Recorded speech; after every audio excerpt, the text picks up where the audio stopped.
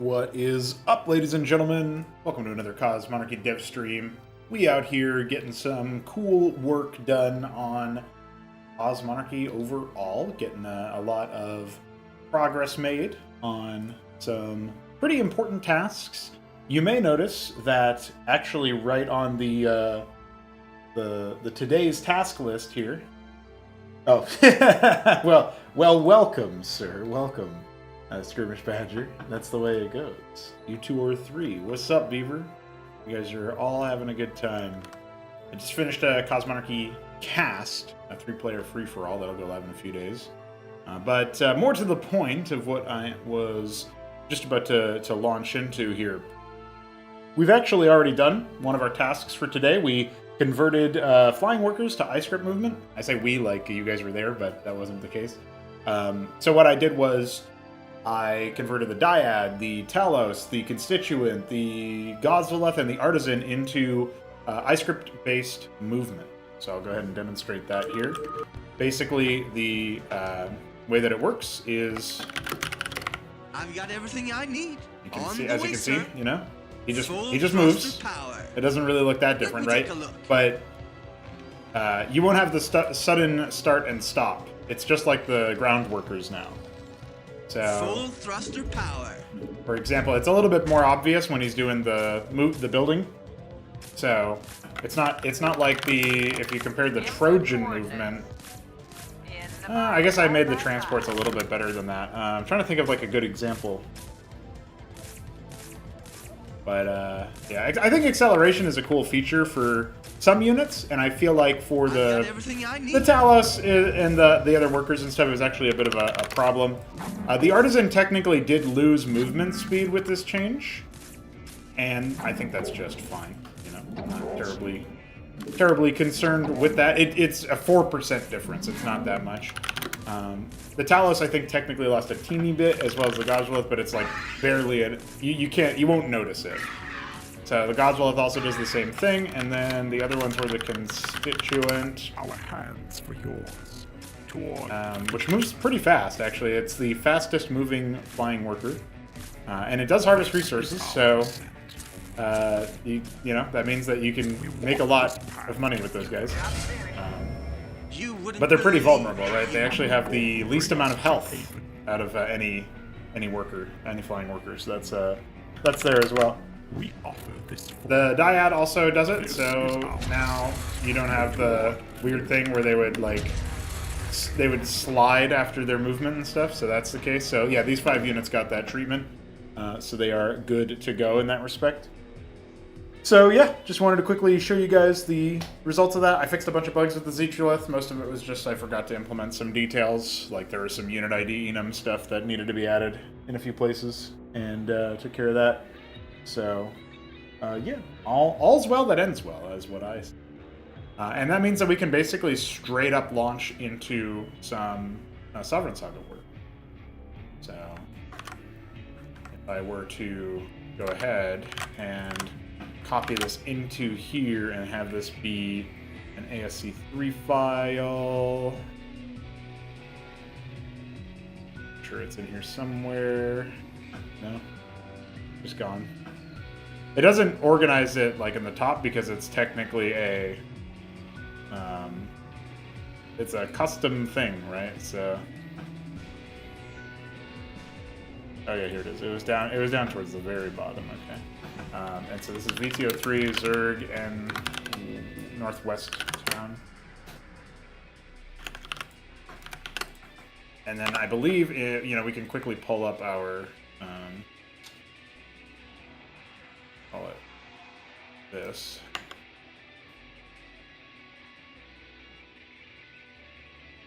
The Siki left. Yeah, that should be a Protoss unit. No, not really. That would be pretty fucking funny. Alright, and then we're on Tur 6 for the ID. We're just going down the list of replacing this stuff. I don't know why it always says Terran Maverick ground units. For whatever reason, that's what it goes to. Okay. You know, I don't care. Okay. So, I do have a couple of other things that I want to get to at some point. I guess, first of all, I should go pull some music for myself. It'd be really awkward if I was like, if at some point my my music leaked and it was just me on. I still have like my podcast appearance open recently. In fact, I don't know if I really bothered talking about this very much, but I did appear on a podcast. So if you guys don't know about this, I'll go ahead and copy. What? Oh, that's the wrong thing. Apparently. What the fuck? That was also the wrong thing. Apparently. Where am I? Okay, here we go. Pranked. But yeah, I'll go ahead and post that. Somebody might not have seen it.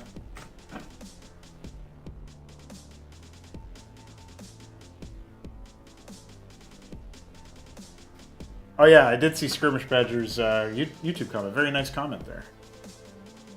And Biddy B also commented as well, so shout out to you guys. Oh yeah, you know what? I have a couple of things that are still open from earlier. I didn't I was organizing a bunch of other things, was responding to some messages and stuff, and I was like organizing things.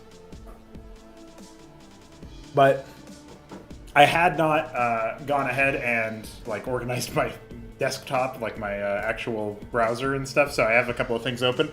So, oh no, Blood Summon concept art. How did that get here? What? Anyway.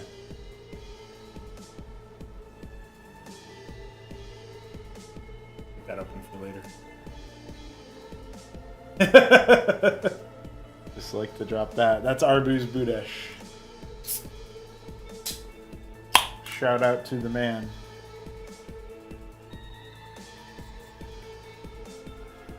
Fleshhenge. What's up, Jackie Langsky? Welcome. Also, I think I forgot to shout out Lucy. Welcome. Alright. Try to get back into something here. I do, just for the sake of it, since I just did that, and since I saw this area over here, I do want to make an iScript Blood Summon file. I think that would just be satisfying. Obviously, right now it has the... it's just a copy of the Ascozi stuff, so we do need to fix that. Correct that, but go ahead and find the... Yeah, here it is. Basically, we can just find any Ascozi-related stuff. So we got all shadows here. Rubbles, whatever. We don't need to worry about that. Yeah. Most of the stuff can be deleted. I didn't organize it in a way that's like, use this as the template. So some things you want in any iScript file for any race or any context. You want like shadow code. You want code for, I was going to say logic, but it's not really the same thing. You want a bunch of stuff like that. You want like certain explosions to be handled in that way. You want like generic stuff that always works, right? So like this, technically it says like Helion engines, but this could be used for any engine, right? Generic engines, e.g. And then, you know, we'll keep that going. The Blackjack Remains is like an example.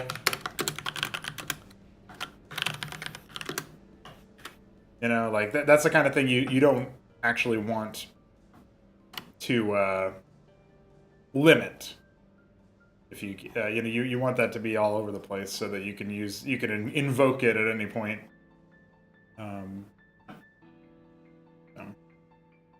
Got some construction states here. I'll redo those later if I need to. This is like a visual effect. You'd want to keep that.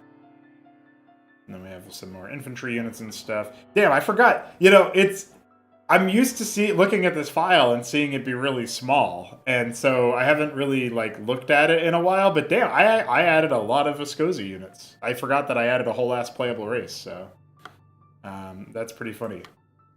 So here we have Generic Remnants 3.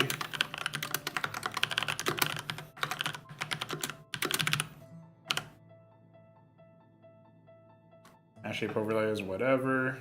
We can delete that. That's more specific. Probably won't be fire like that as a debuff or whatever for the Blood Summon. If there is, I could just copy paste it. Fine.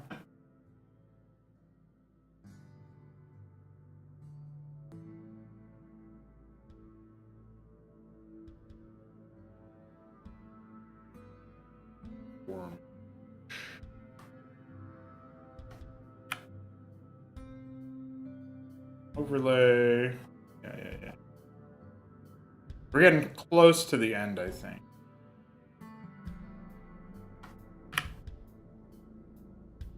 Yeah, this is all the tier 3 units that were added. It'd take 5 minutes and make this file real quick. It's satisfying, I'm telling you. And this is some kind of engine glow, yeah. So that's another thing that's like pretty valuable. So here we go. You know, we got our stuff. Maybe we'll go ahead and call this one like. Go ahead and save the Koguri file as well, but we don't need to have it open right now. Just an example, and we'll just quickly migrate this down over here to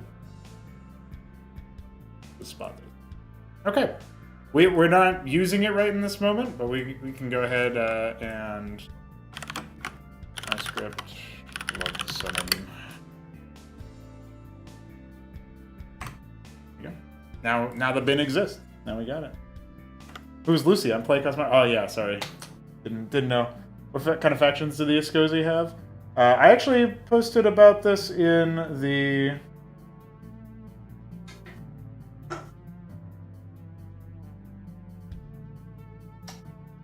lore channel somewhat recently. So there's a Conqueror clergy that has a fixation on Ash Heap and has a, basically like these are just like really quick descriptions. There's going to be more to it than that. It's like saying Imacrenia has a fixation on Infestation, but that's not the only thing they do. And there's like Infestation is technically it's like the most immediately grabbable, iconic part of their factional disposition, but it is part of the subset of using your enemy against you, right? As I explained yesterday and another time. There's a corrupted data net that has a hijack city sort of idea. So a lot of their units are going to hijack. And then there is Scrap Lords, which is more Scrap World usage of all kinds of different Scrap World passives. There's going to be another one that is a lot more about... they're going to have like alternative ways to reactivate their fallen units, their embedded units, like the Embedded Scepter, and they're going to have more embedded units. But I haven't finished thinking about... Well, I guess I haven't really started... Like, I haven't finished the other concepts either, but I've at least thought of them, you know what I mean? So... Corrupted Datanet, Scrap Lord, Conqueror Clergy. These are, like, ideas there.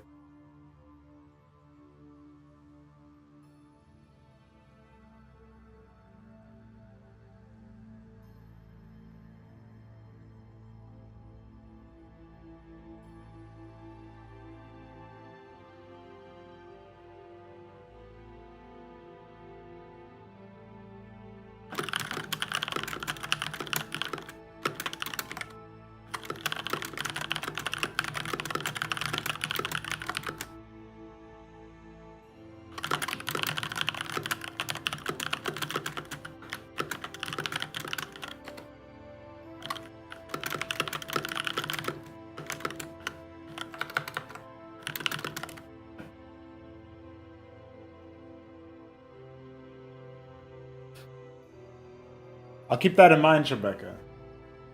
There's definitely room for...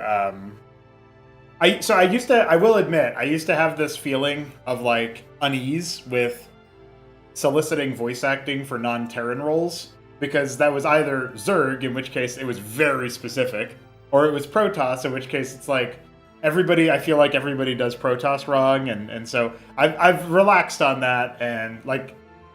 I'll just deal with it, it'll be fine. It's going to be better in some ways than having the same voice actor for everything. So I still see the value in it. But I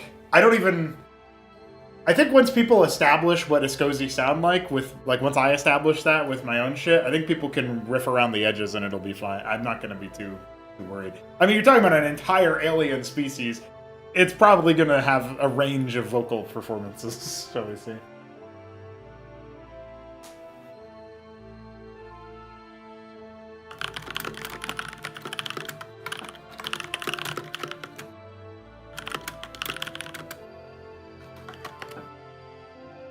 My vocal cords for yours.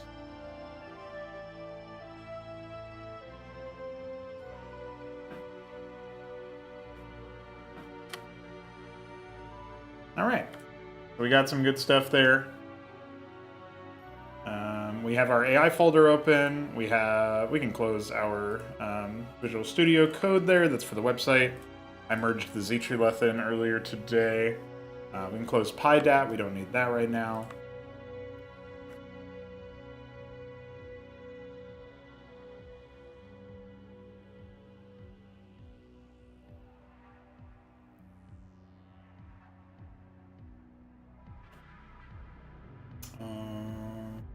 Okay, so I think what we're going to be doing here, since we have the Blood Summit open still, I have to quickly move over to this. So the Northwest town, the Northwest main is going to be the supportive player. Right now we're copying over the Northeast town, and I think that is fine. All we would really need to do is scroll down until we see the build order. Yeah, here we go. So we have the town handling. We know that these guys are going to be a little bit more keen on the idea of... let's see here. So we have... Let's see. Say 12 Rosira core and 18 Hydralisk. Yeah, I don't... So I think basically the tech progression here is that, like, the Zerg get their pool pond, right? So they get the Vorv and they get the Nath. And then both Zerg players get that. This guy gets Shroud, but no evolution of it. So he gets Enzorthicor Lakes. And this guy on the top left gets Den, which gives him Rosiricor. Apparently I can't build it there, so I'm going to move it up. I'll just move it right here. It'll be touching the hatch. It'll be fine. He'll get Hydra and Rosie. Not Izzy, Rosa. Rosie.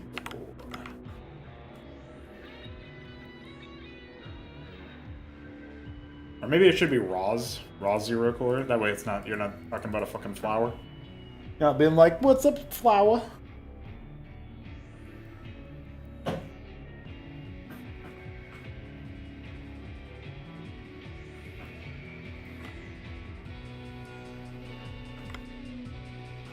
It could be kind of fun if the, I was thinking about like faction usage. In the UED campaign, I wonder if the Confederate forces will be still Orion tech, or if they'll have fallen into Upstart tech. Also in the Brood War Zerg campaign, where you have to fight the Kelmorian Combine in that one mission, I feel like they could either be Upstarts, or they could be like, what would they be? It wouldn't be gold. It probably wouldn't be Golden Republic stuff. I mean, it could be. It doesn't have to be attached to the Chrysilian lore, of course, because it isn't. It's separate. Yeah, Emojins don't show up anywhere. They would be futurist candidates, but the UED is already going to be futurist. I guess the Emojins could be Golden Republic if they did show up anywhere. That would leave the Kalmorians as like... I guess it would be kind of funny if they were Hekatons or something like that. You know, they used that old Confederate tech from the Great War, the Guild Wars, whatever they were called. Would UED make sense to be Nidus Trinity because they control the Zerg? Later on, probably. I think they would have... So, it's not like one faction is... One in-universe faction is one in-game faction. In the Jacobs installation, the Confederate forces will be Hekaton, but otherwise they're just Orion Imperium. So that's like an example of the forces, the factions being used as like stand-ins for different tech being placed. So you can have like some parts of the UED that are detached, that are like deployed, and they use Nidus Trinity tech because they're more experimental. Or you could have some that have Golden Republic tech or whatever because they've like, you know, absorbed some Protoss stuff or something. Like, there's a couple of different possibilities there, I think.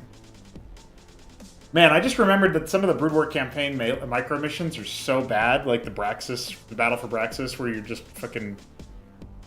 Reinforcements are en route now, Templar. And then you just have to deal with... Oh, man, I can't... That's alright, that's a while ago.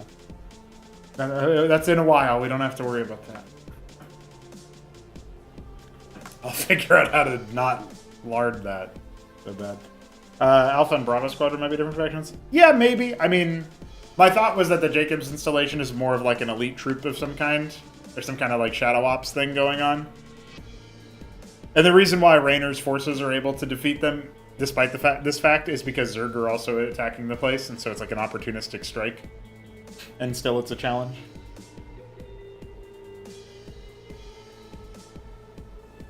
Zerg are also here. Right. Alright, so for the AI for this guy, we know that we want him to be using the Hydra and the Raw Zeracor.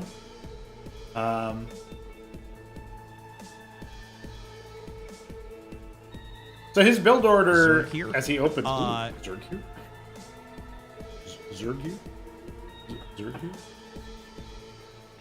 Yeah, there's a couple extra audio files that I found recently, or that I recorded recently, as Euthermal going 12, by the way. Like, it would have been insane. Something like that. That was a good one. And then there was an Artosis. There was another Artosis Zerg here, but he was, like, having a moment where he didn't really know exactly what he wanted to say about it or something, or he couldn't quite put the words together in a correct way, or something like that. And so he's like... Zerg here? You know, and so that was really good too. There's a lot of good options there. But I haven't put them in any soundboards, so.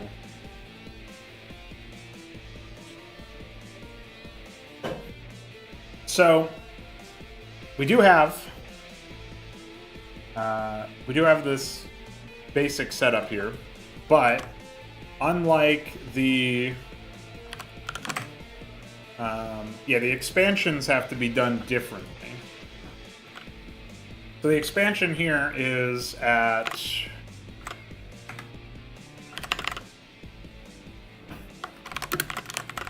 this coordinate, and it is ID 11. There's this coordinate and ID 7. We got this coordinate, ID 2. And I guess this coordinate, ID 15. And then, where else would they expand to? I guess they could do this one. And that'll have to be, like, manually handled. And that is 17. And then, of course, they have the high ground up here, which is ID 8. And we're going to move that up to be with the other ones. Okay. So basically this is like their domain initially. So this is expansion natural, that's fine. Then we have expansion low ground center.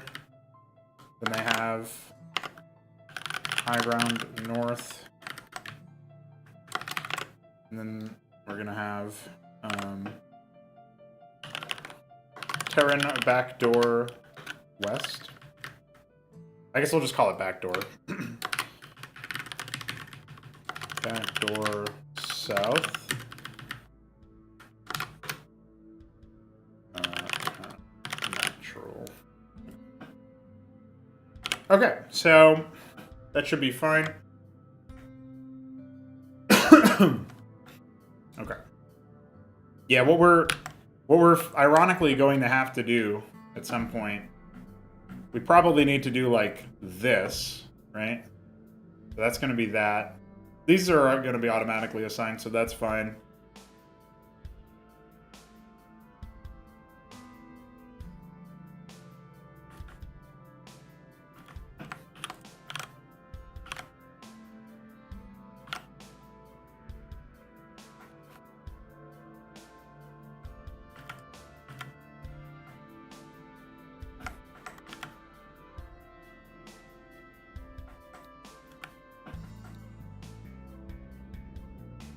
And then we get to do all of this. Oh, shit. Well, we can do 2 separate locations. That's not really that big of a deal.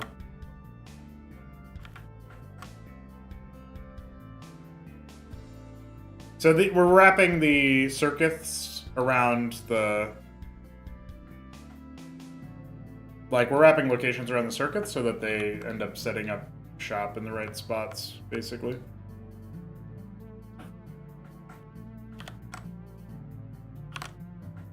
Okay. Yeah, what an absurd enemy. Okay. So then we also want to go ahead and wrap this here. This, we're not really entirely sure what's going to happen up here, but we know that this is going to be... Yeah, we didn't actually finish setting this up, it looks like.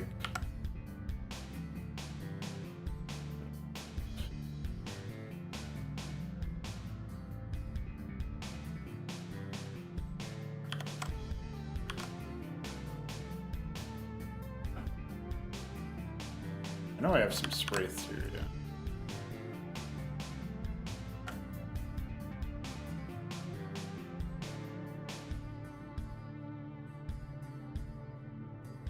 Sprays are mostly cosmetic.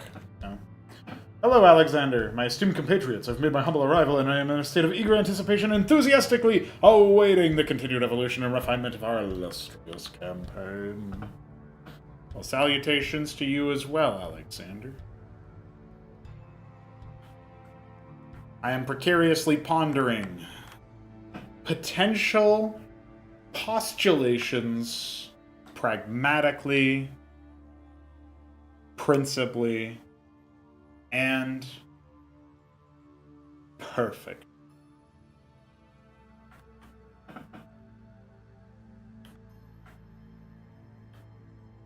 Right, bear in mind we have not actually done any unit placements for guards or anything like that, so we're going to have to get to that at some point, but this is all for the initial draft, and we'll see what needs to be dialed in after. That's a lot of defenses. Well, the idea behind this mission is that these AIs are entrenching the position, right? The Zergs are entrenching the positions, and they're going to choke you out. But also, these bases don't all get taken the same way. There's two different game plans the AI play around. The first is to do a bit of a, like, this guy is going to distract you while the top right guy goes for tier 2 into Muta. The other plan is to basically have natural base taken by both players into a timing attack from the top right and the top left, while the top left sunken pushes you, Circus pushes you. So that'll be fun. Hey, it's Skies. What's up, dude? It's only for Muta, though. That's all they have access to. So they're building the Spire just to make Muta, and then they will be attempting to devour you with Muta.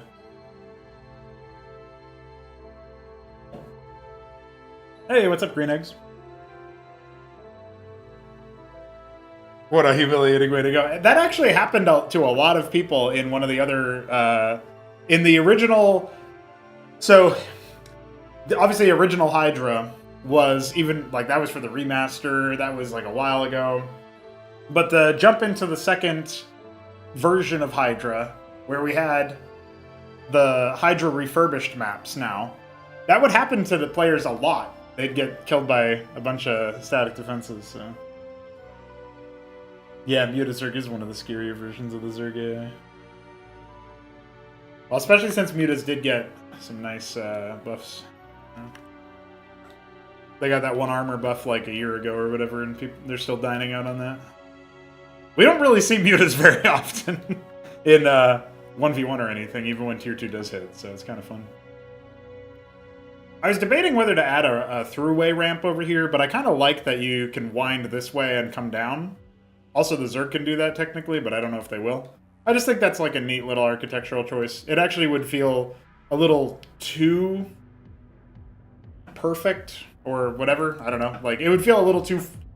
This is a weird statement. It would feel too functional if it was like that. It's the fact that it's not is almost like a feeling of niceness to it.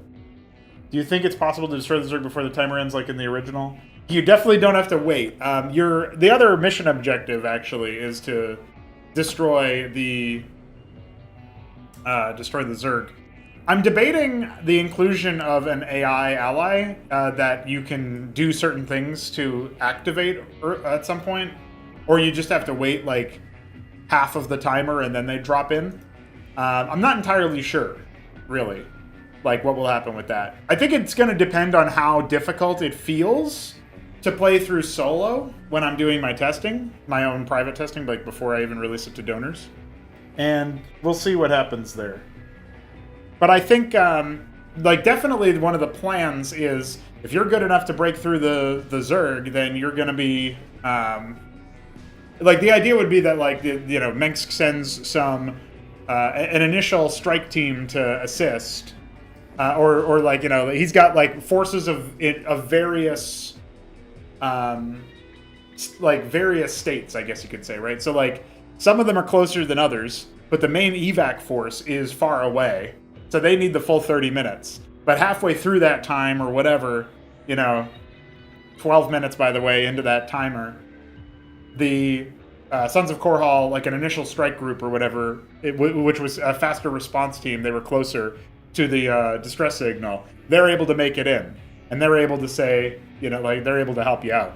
I think stuff like that could be pretty nifty for an AI ally to arrive. And maybe, I mean, that does add some budget, some development cost, if you will, to the map, right? Like, I then have to make sure there's a little bit of dialogue involved in that. I have to make sure that they are, like, are they just going to play on defense and you do the striking? Are they going to not attack at all? And maybe it would be more like they choose not to attack until it's, like, really clear that that a victory is possible. I'm not really sure how that would be. Like, that opens up a lot of questions of how they help. Are they going to just try to, like, lock down this eastern attack force and then maybe reinforce this position as well? They're only going to have this base down here, and that's only if the player hasn't taken it themselves. And so I feel like there's a lot of question marks there for an AI ally to arrive.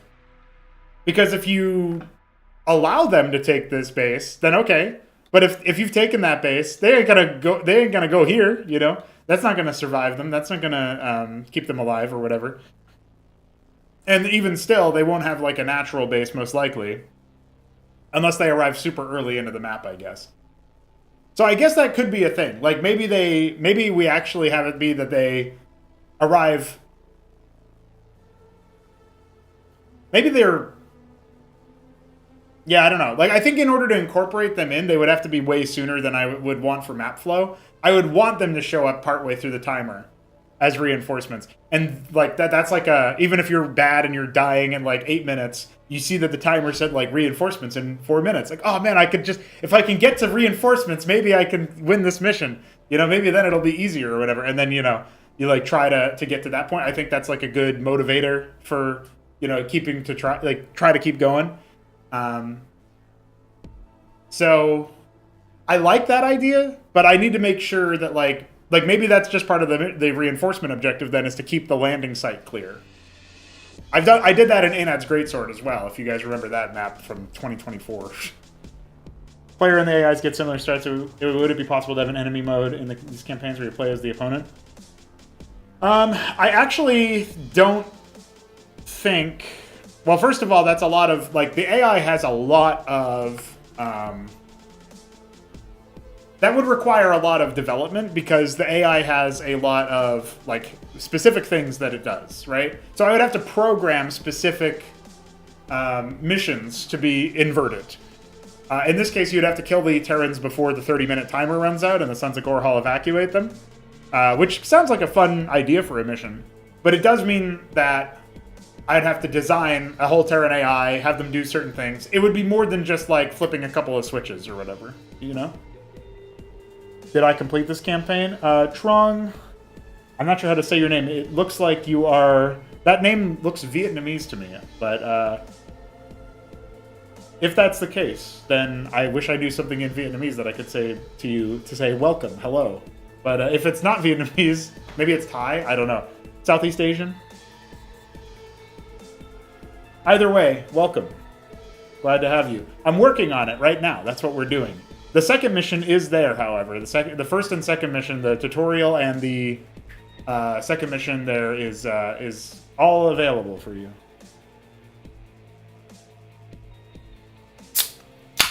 Vietnamese? Okay, cool.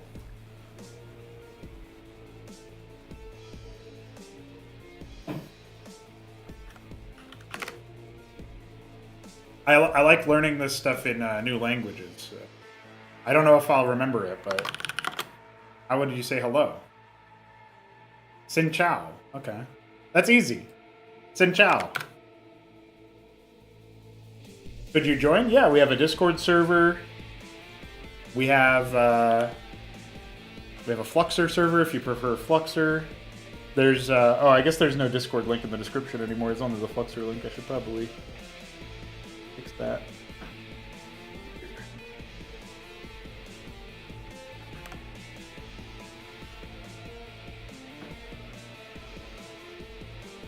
There you go. That's our Discord link. Feel free to pop in and say hello. Cosmonarchy ain't your normal Starcraft, though, so you might be looking at a different world than you think you are. Okay, so basically with the discussion that I've had so far, and yes, what was that? $333 bounty for inverted campaign, 3 missions. Yeah, I mean, I could probably, for $333, I could probably do a bulk deal and give you a 4th mission too, but you know, you'd have to pick the missions for sure.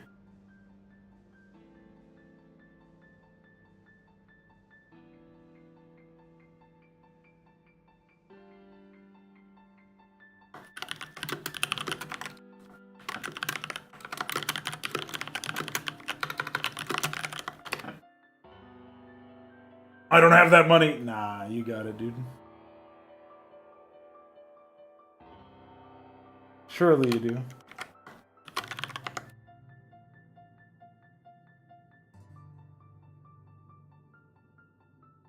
Oh, hey, this is a fellow Alaix gaming enthusiast. Alaix does a lot of cool stuff. He's uploaded another co-cast of Cosmark. Yeah, save it for a little bit, you know? Then you'll... Isn't that what you did for the Malkothra Corps? It's kind of outrageous.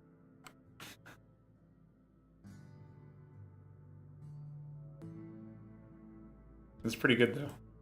Alright, so we go for the hatch. This guy will open pool, so... This guy actually doesn't start with anything, and I just hadn't placed some of the things that I thought he might want to start with. Maybe what we'll do here is this guy he'll start a little bit slower, right?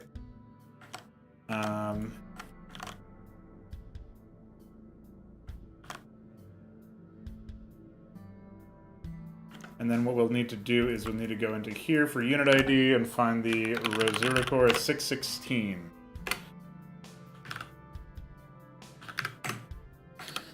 So that way he'll have something to defend. Maybe like a pair of Hydras in the back as well.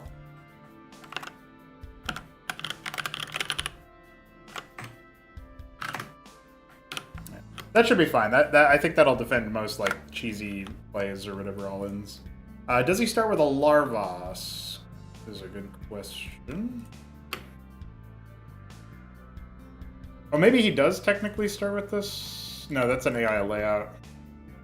But this isn't. That's a real Larvask. Okay. So. And technically that's a real Circuit, apparently. Maybe that was my... Oh, I think that must have been my idea, actually, is that this guy starts with a Circuit to defend his like initial workers, and then he's going to go pool. I think it's fine to give him a couple of starting units, though. I mean, it's not like they're going to be a huge attack force or whatever. Yeah, that's what you did for the Malkoth. Yeah, we had the same idea.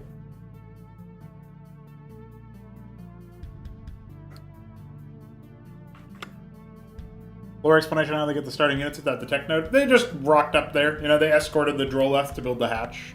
Stuff like that. Small escort force.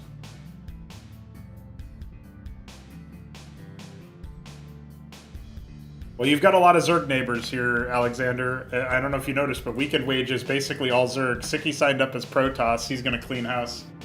Hamano as Terran, his only oppositor for now.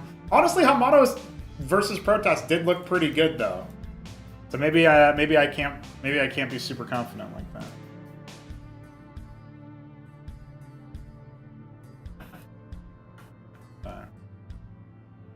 Pretty good stuff, nonetheless. Okay, so we're gonna, since we know that we start off with a Larvosk, we can go ahead and have that be. This one is actually a Circuit Cesium 104, and then is this guy gonna expand before pool? Relying on the starting units and the defender's advantage. I think that would be a fine choice. And then maybe we wait for 80 before he builds his Quasith pool. We'll wait build start. 120, and then, or I guess say 240.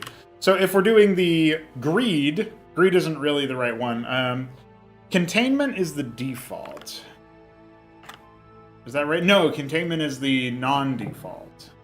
I should have organized this a little bit differently, I think.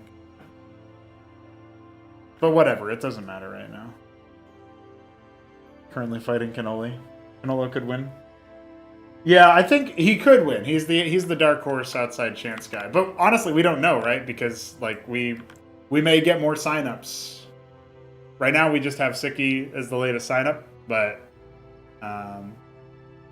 Yeah, pretty. It's a pretty legit roster. It's a lot of Zergs. It's two separate ZVZs in the opening match right now, and Siki and Hamano awaiting further signups. This Saturday will be a pretty fun time, that's for sure. It's all best of one until these four matches here: 11, 12, 13, and 14. By the way, George was using the same website, but he did not set it to Modern Dark, which you kind of need to do. Look at how obnoxious this is. You cannot fit this on one screen. You gotta scroll. I can't even read what's going on. Get out of here. And then if you want to burn your retinas, you can do that one.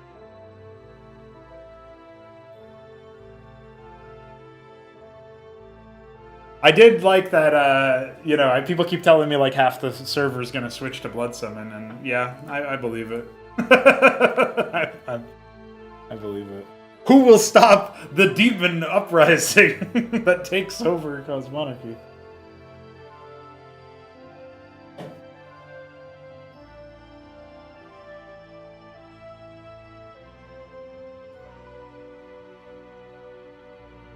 Alright. So expand before pool is pretty neat, but these guys are like the extremity player that returning players aren't necessarily even going to look out for or expect. So I think that kind of surprise move is actually going to be pretty nifty. Now, if they go the contain route, that's the contain route that means that they're going to try the Circuit push. I have a cute idea for this one. So the first thing is we are going to set the can attack VAR at around the same time. Let's quickly take a look at the approximate timings of the can attack VAR with the containment. So we know that town handling contain for the northeast town looks like they're building the pool, they're building the Larvosk, and they're building the Spraith. And that seems to be what they start with then? Because they start with the Spraith for the sake of having Kagra spread over there, for the most part. So that's what they start with. Then they go for the expand basically immediately. Like the first thing that they do is expand. Same deal on both sides, right? They're both going to take a natural immediately. I think I start them off with enough money to take a hatch immediately. So that's the plan. Basically their first thing is to take a hatch. This does open them up to some potential harassment from the player.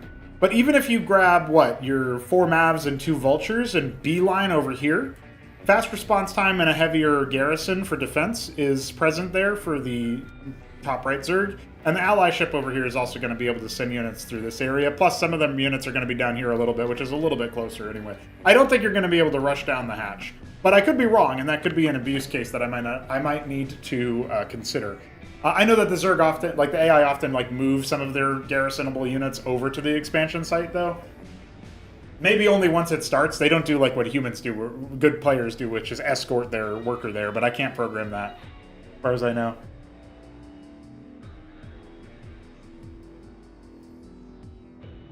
I can both be the demonic uprising and stop the demonic uprising. They shall be reclaimed back into the fold. It's true, you can. The different builds can still be experienced by the same players because the campaign's actually losable. Oh yeah, for sure. And it's a random chance. It's not even like guaranteed to be the containment or the greed open it for the first opener, right? Like the first time you play.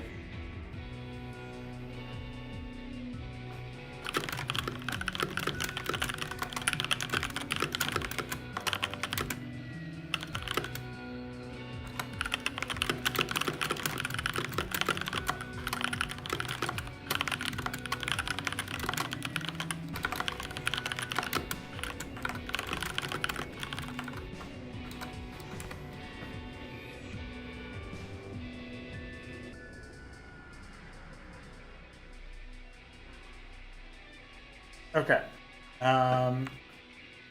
Yeah, I feel like the cute idea I have for the initial jump is that when they're going for the containment, there's going to be an expansion backdoor west. Yeah, this is going to be on loop, actually.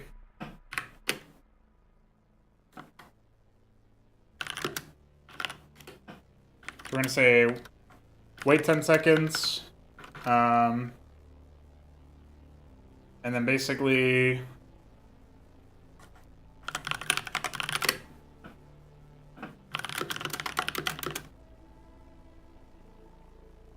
the group buildings, yeah.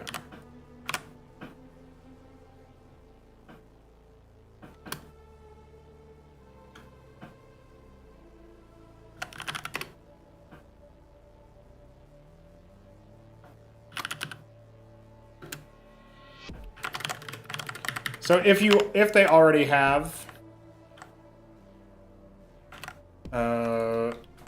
buildings in lock 11, which I believe is, yeah, it's 10. It's -1 from that. Then they are going to jump back up here, and otherwise they'll go for it, and then they will go to... So this is going to be on loop, and then we're going to say wait, like... I should probably only try to do this every, like, minute or so. So, we'll say,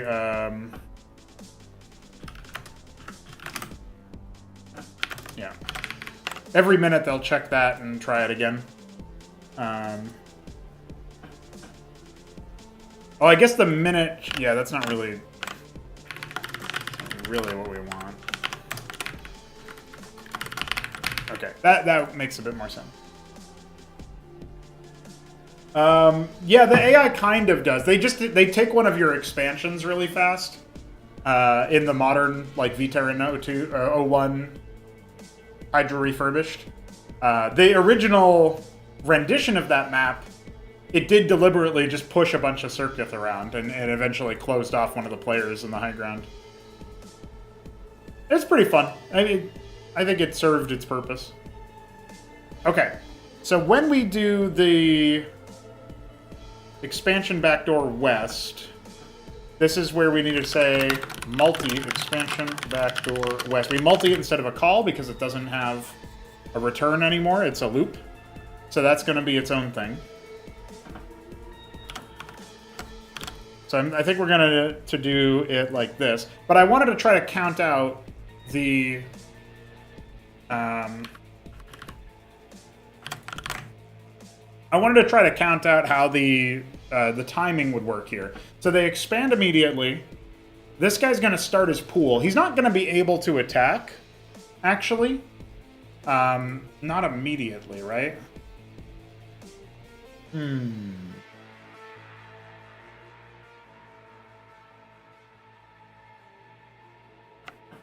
Oh shit. Slyzor and Doglive had a game? It's not on Replay Kraken, so that's a little weird.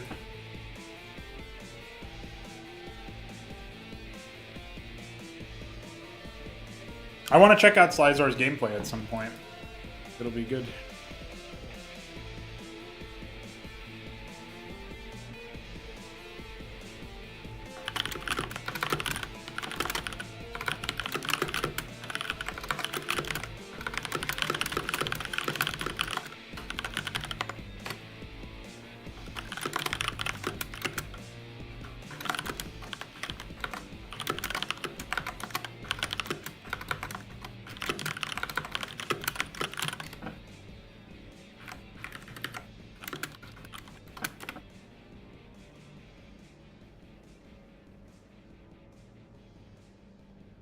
I like that we're getting so many people to bite on 1v1.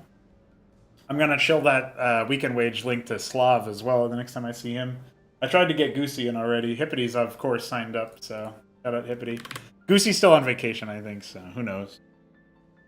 Who knows what that man's doing? He did try to message me the other day.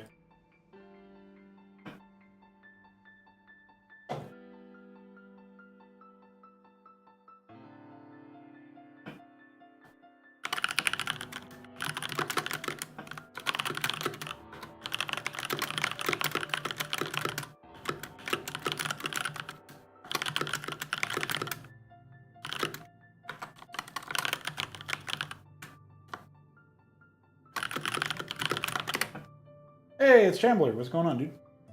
So, trying to get better at actually messaging people back when they send me stuff.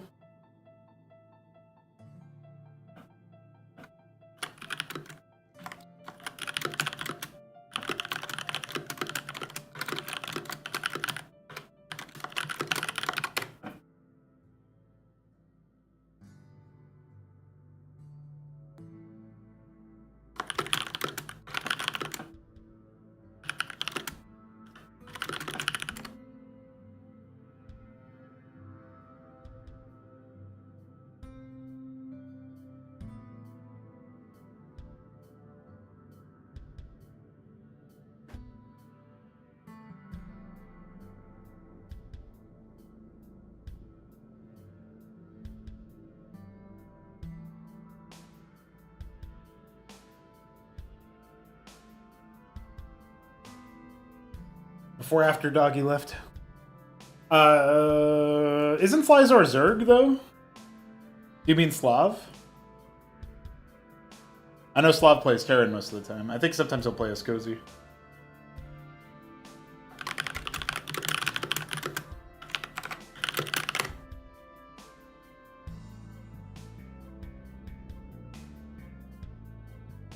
Okay,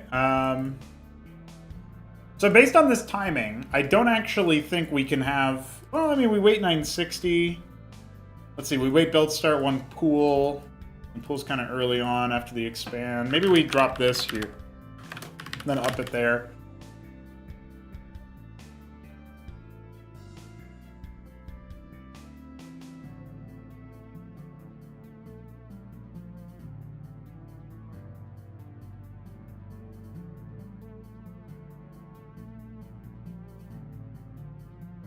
Who's he? Sly? Yeah. Yeah. Oh yeah, I see. He's playing some Skozy. Trying a few different things.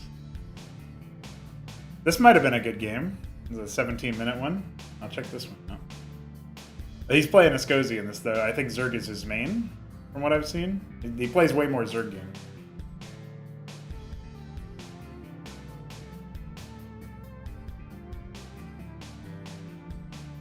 Yeah, it's really cool to see. It's really cool to see the a number of these. Hey, this isn't you, right, Jack? You're not Vuvuzela. That's Grass Eater, I'm pretty sure. I think I already have that FFA. Yeah, I do. All right, and then we have. This is Aegis. No, that's not Aegis. It's Corrosion. Slizor Thunder Slab ZVA. And it was on the 30th.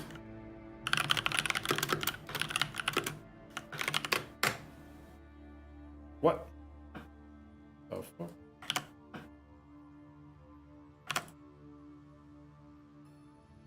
Oh, I already had that game downloaded? I'm confused.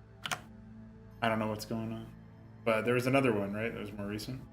I just downloaded Axiom, and it was Slizor versus the 0802. The Night Far versus Slizor.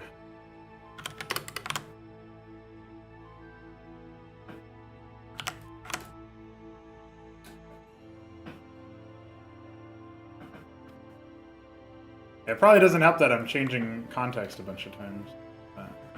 Right now I'm writing custom AI for the base up here. I was trying to math out the timing between the two attacks so they would kind of hit at similar times.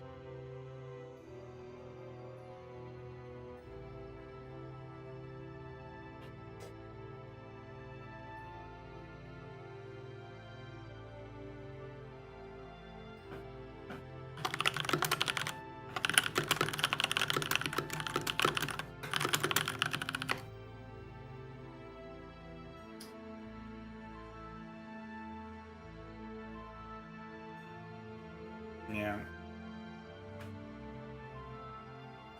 Okay, so looking at the way that this is set up, once the expansion begins, they're going to wait. What even is that? 960, 20. That's... Yeah, that's a 5-second difference. So that's... They're almost waiting a minute before their attack initiates, right? So the first attack is actually going to hit pretty soon. If you're not prepared for that, you're out on the map, and that attack hits, you're probably just dead. So that does add some pretty good timing there. This guy necessarily, I don't think, can attack quite as well. I think the first attack force would probably start moving at like a minute 30, minute 25 from the top right player. So maybe what this guy actually does is at around the same time,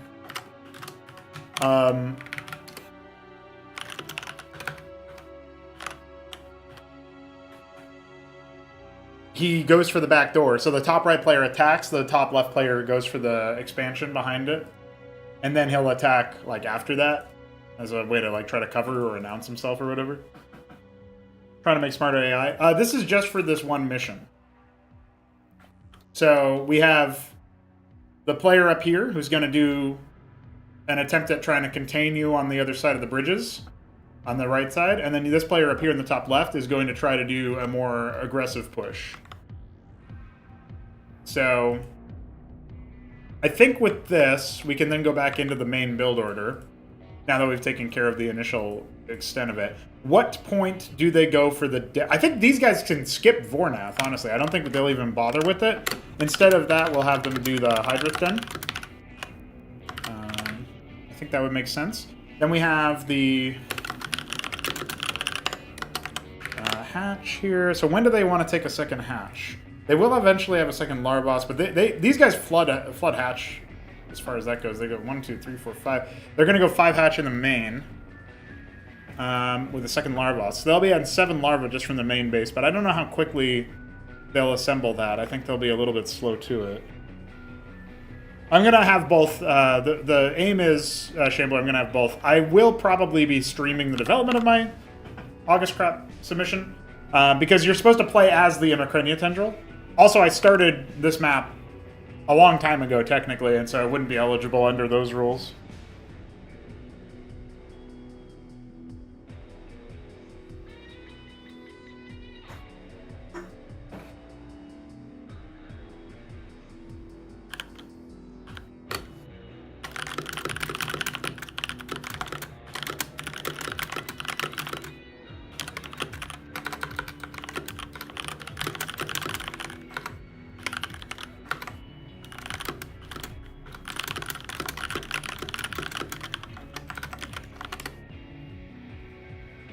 It's just this map.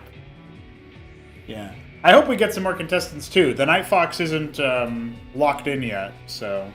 maybe I'll even drop him a ping and see if he's interested.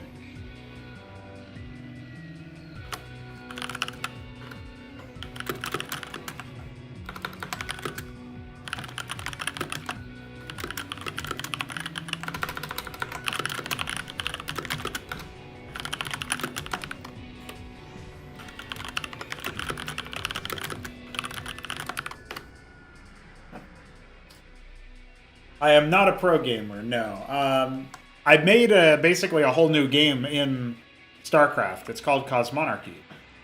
And you get to have, like... You get to have 50 units for each race.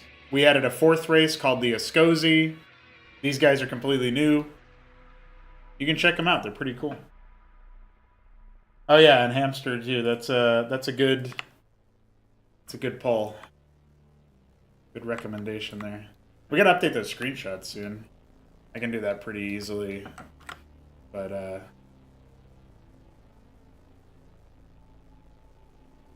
I had some ideas for, like, updates there.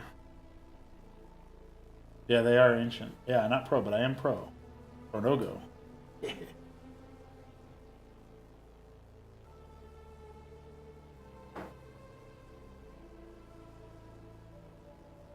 Yeah, Shambler, the one issue with looking through your screenshots is I think you're using...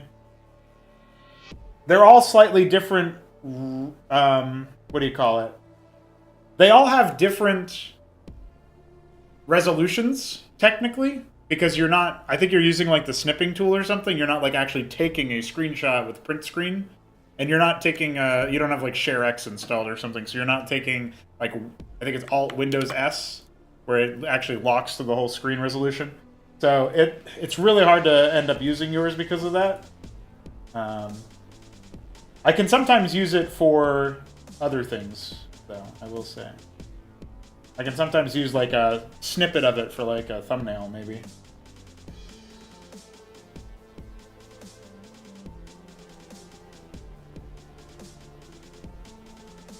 Oh, you know what I could do is I could probably go over my screenshot.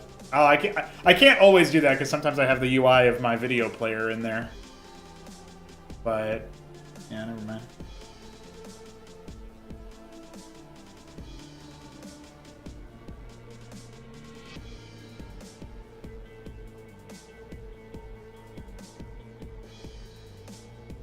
One of the No Frauds Club website has a supply depot. Yeah, it probably does.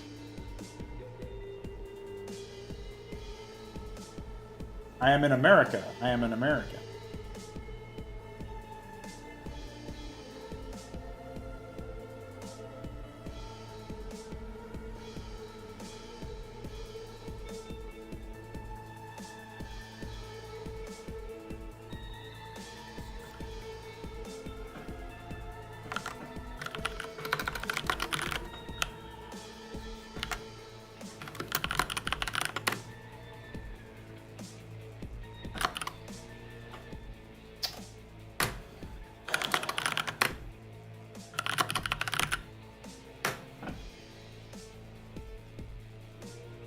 Okay. I don't think that's very useful. I looked through these screenshots at some point recently, but I don't think I found too many good ones. I was looking for ones for the background of the podcast, actually. And I didn't really find any good ones. That were like full res or whatever, so that's unfortunate. We'll have to get some more. We'll have to get some more for sure.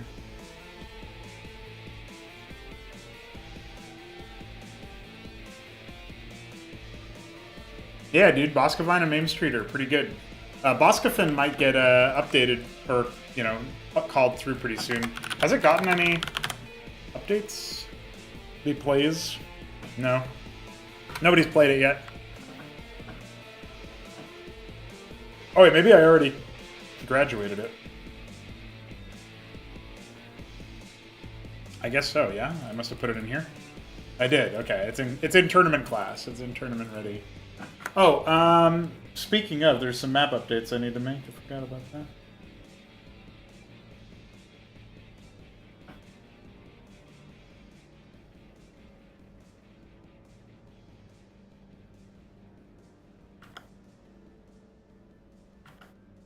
At least I think so. Did we already add Shambler's stuff into here? Okay, yeah, Bulwark is in here. Charnel Pit's in here. Virgil's Ladder is in here. I think Sigma XY, yeah, it's in here. Bloodbore is in here. And then Martyr's Ground is in here. Okay. So there's a new Gen Y version that got posted yesterday. This middle path has been sealed up, which I like that it's cutely like put here as if to, you know, indicate what it was and stuff. That's pretty neat. And then I think there's some drop holes and some doodads and stuff that were added or whatever. Yeah, I think this could be a pretty neat one. I don't know if there's anything particularly experimental about it. It might just end up being in the standard play folder here. But yeah, I think we're gonna go ahead and put that in there. I don't think it's wild enough really to be an experimental map.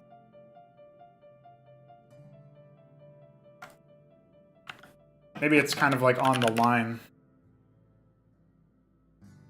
And for CM root, here we are.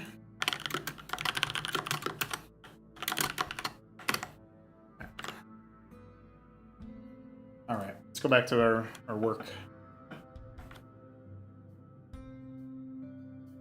Go back to our AI stuff. So going for the back door as instead of the attack as like the first thing that I do against the player. Then they're going to go for a second hatch. I think that's appropriate. Before their den, yeah, probably. And when they start that, then they're going to go for a couple extra static defenses, I think. So we're actually going to say Circuit Cesiant 104.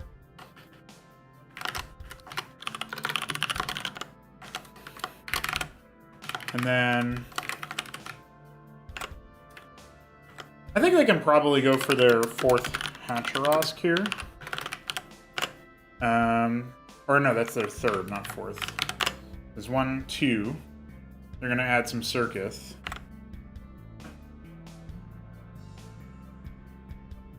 Yeah, I think we do this.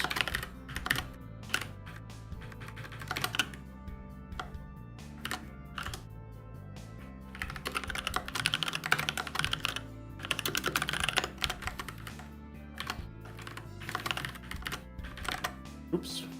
And then we're going to do Spraith Cesiant here. Get their first Spraith. That'll be 5, right? So 1, 2, 3, 4, 5. Yeah, they need a 6th. 6. And that will be their 4th Circuit, I think?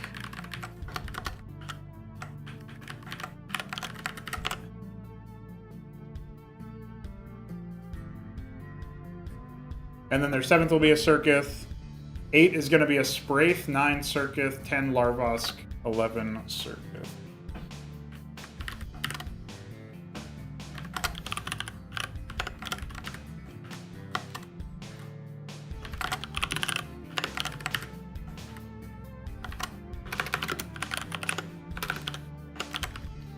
So they're doing all of this off of presumably just this base and that base. So at some point we do want them to expand to the low ground center. Maybe we even want them to do that here. And then before their third hatch, I think. For their third, that'll be their third base that's like any degree of guaranteed solvency. Then we have the third, so when they make sure that they have the third hatch, then they wait. And we're going to say that they build. So this is all 7, right? 1, 2, 3, 4, 5, 6, 7. Do we already have 7K Grint? Oh, this is supposed to be 7, 7. Okay, that makes sense. And then, yeah, so we're at 8. On the build of the 8th, we go for the 6th Circuit Cesiant. And then at 6 Cesiant, we go for build 9, Kagrant, Cesiant 105. On the 9th. I guess we can go for 10 here, and then on 9 we would do the second Spraith Cesiant. And then we would say build, and then we would do build 3.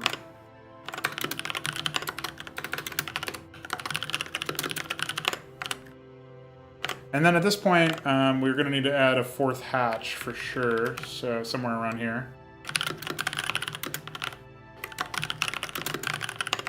And then we'll go for that. 160 or whatever.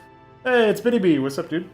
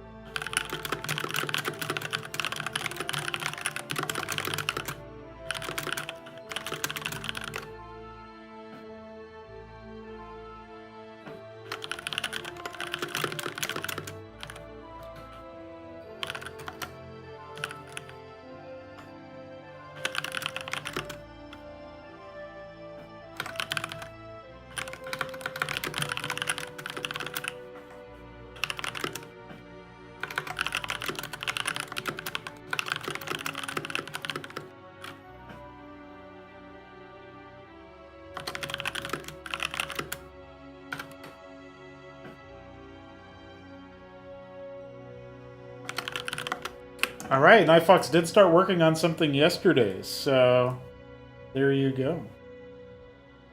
And yes, Biddy B does speak the truth. Become a donor for $12 a month or more on coffee, and you can donate.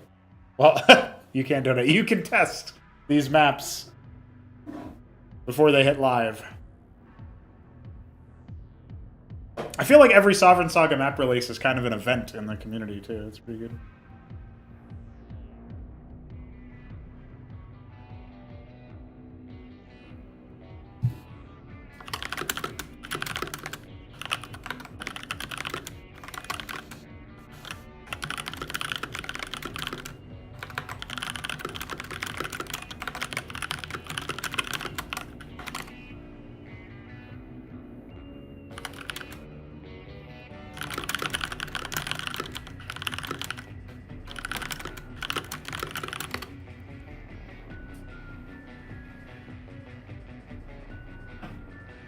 Okay, so we have expansion of the low ground, we build the third hatch, go through all of this stuff, build the fourth hatch, go through all this stuff. This means we still need the 11th K-Grimp, but I think we're going to expand, then wait 720 and build 5 Hatcheros 110.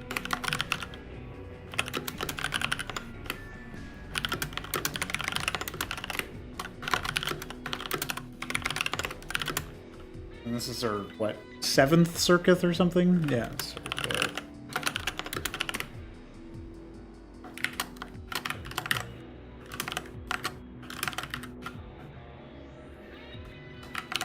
And then we do, so it's not high ground center now, it's high ground north, right, if that's what they were going to take. This is a contain build, so they take this base. Wouldn't they want to try to take this one next? Expansion, backdoor. Maybe we would inline that into the expansions. The first expansion thing would probably decide if you want an expansion in the south, though. I think that makes the most sense, actually. So this is probably going to be expansion high ground north. And then I guess that's it for their expansion calls, probably.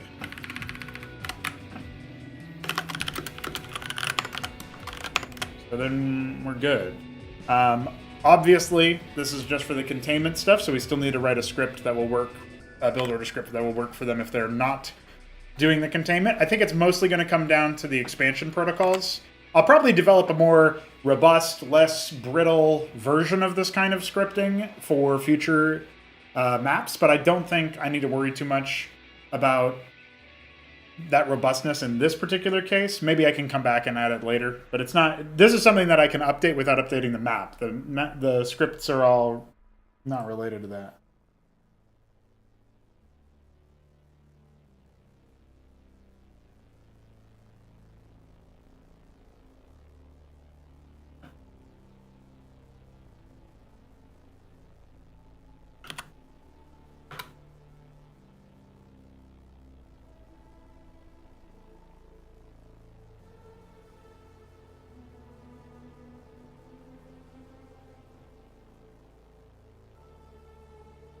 Okay, I've got about an hour before I need to head out to work, so I'm going to use this opportunity to take a bathroom break. When I come back, we will be jumping on the tasks before us for the AI setup.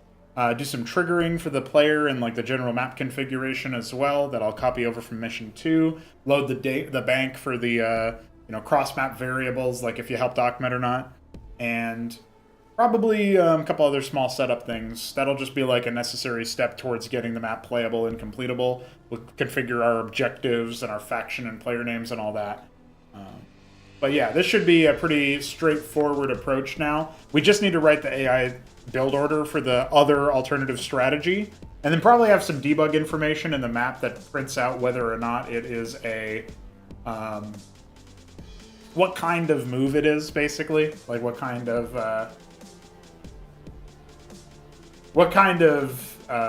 strategy is being played, so we can like test to see what they're actually doing. That's what I'm gonna do. I will BRB.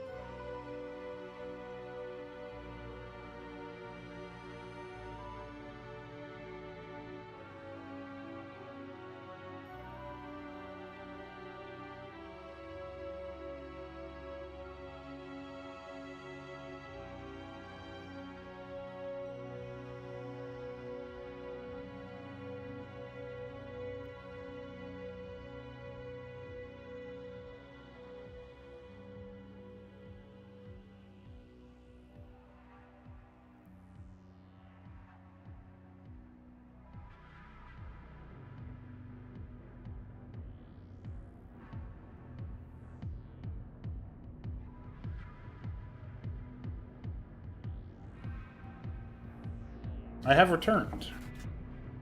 My hair is now tied up because it's fucking hot here, dude. Summers are not very fun.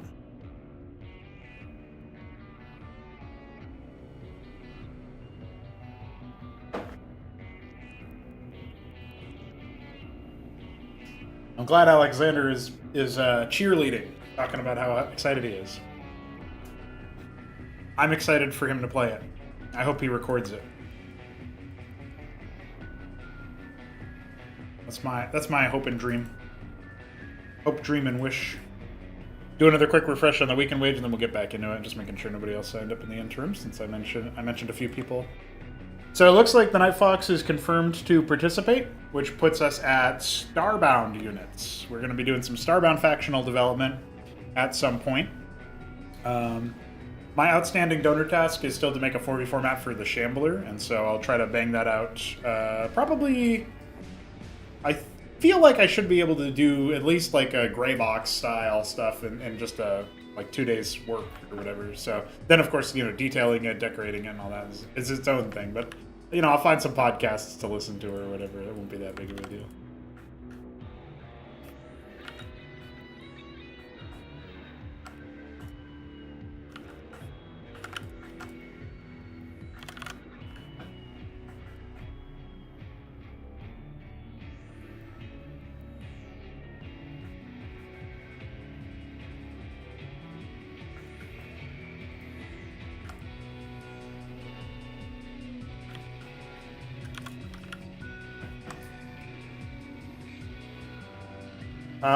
I thought there was a tier 4 version of the Z-Tree that we added yesterday and that I bug fixed for today. But I checked the records and that's not the case. What was bountied was the Screely Leth, which had already been implemented, and then the Z-Tree had been implemented just recently, but was bountied a while ago in late January. So, I'm hoping that another unit bounty comes in through the door, so that I can demonstrate that I'm gonna get on it and get it done at a way more like appropriate rate, basically, than what I did for the Z-Tree. Hopefully, that ends up being the case.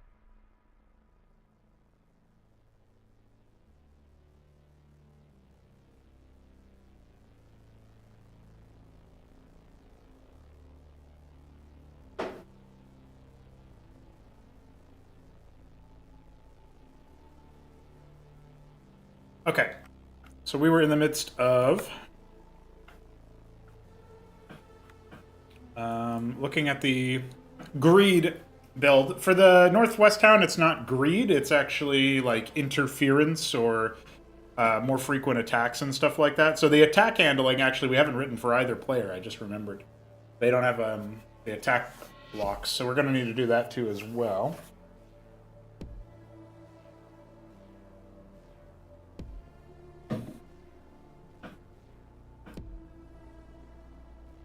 So I think for now, what we're just going to do is we are going to copy paste the general thing here for the greed build, and we're going to mostly be changing the times, but the build order is going to be the same for the inside the expansion. Maybe they would like maybe they might like build their hatches a bit faster for the interference build. But I think they're gonna do their backdoor a little bit later, shall we say? All right, so we're gonna give them the can attack a bit sooner, and then we're gonna say,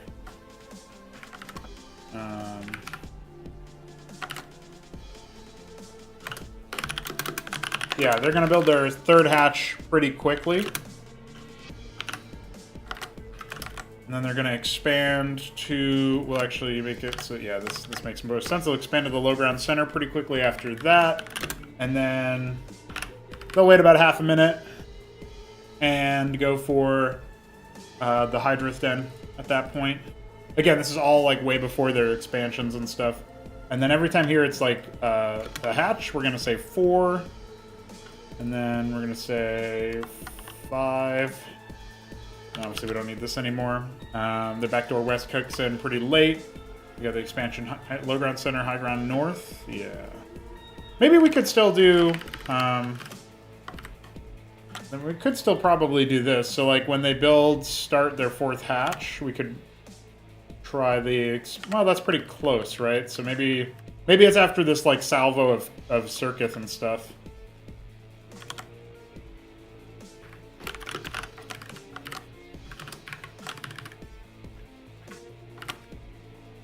Okay. I think this is fine. Like, once you write the first one, in this kind of case where we're not, like, super changing the state of play, I think it's fine. Like, the most impactful changes are going to be in the early game, where they have, like, different tools than what the player is immediately going to think of. Vestigial, thank you for the nice words. Just wanted to pop in and say thank you. Really appreciate all the time, care, and effort that's been put in this mod. Appreciate the message, for sure. It's been a long time, you know, it's like 8 years of me developing, evolving it, you know, having work with other community members and building a community to have members to begin with. And big shout out goes out to, you know, Veek and now Jesse, who's kind of our new Ikewear in some ways, DF, who's been with me riding and dying for a hell of a long time. So I can't be the only one who takes the credit for it, but it has been a long time coming, that's for sure. And I'm really looking forward to getting some mainstay campaign content out there that people can really enjoy and replay and have a good time with. So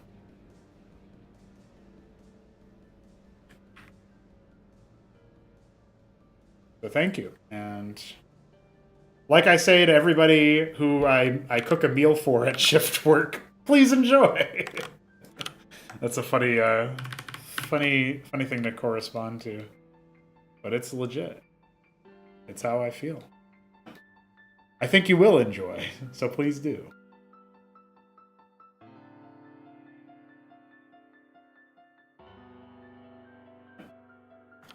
I feel like the 1v1 guys have been eating fine. The multiplayer guys have been eating okay. You know, there's like D6 to consider, so it hasn't been like all smooth sailing or whatever. But the single player content has not scaled up to the degree that I wanted it to. And so I'm really glad to be able to bring more of that soon.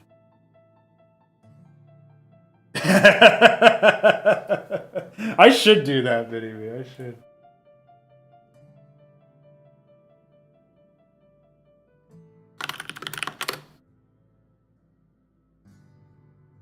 Hamster has donated his $50 to the August Crap prize pool. What a guy.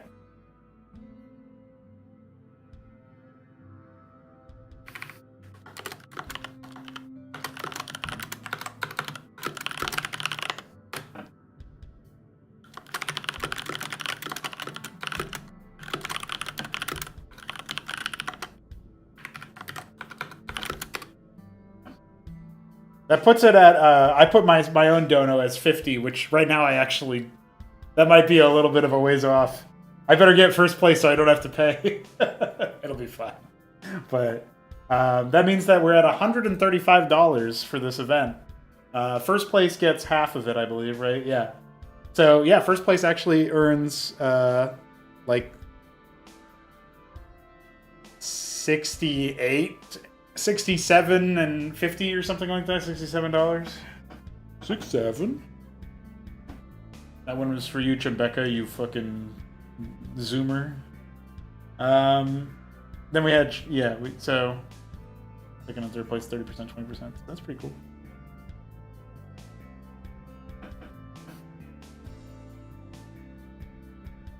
Absolutely got him, guys. Absolutely got him. Okay. Let's keep it rolling. Let's keep writing some stuff up.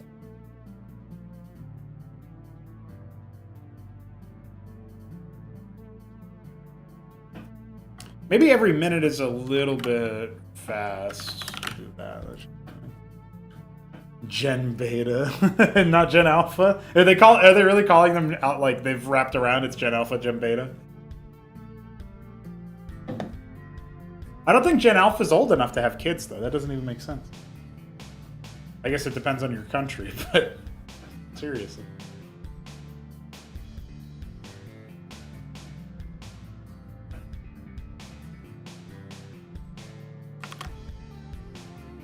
Okay.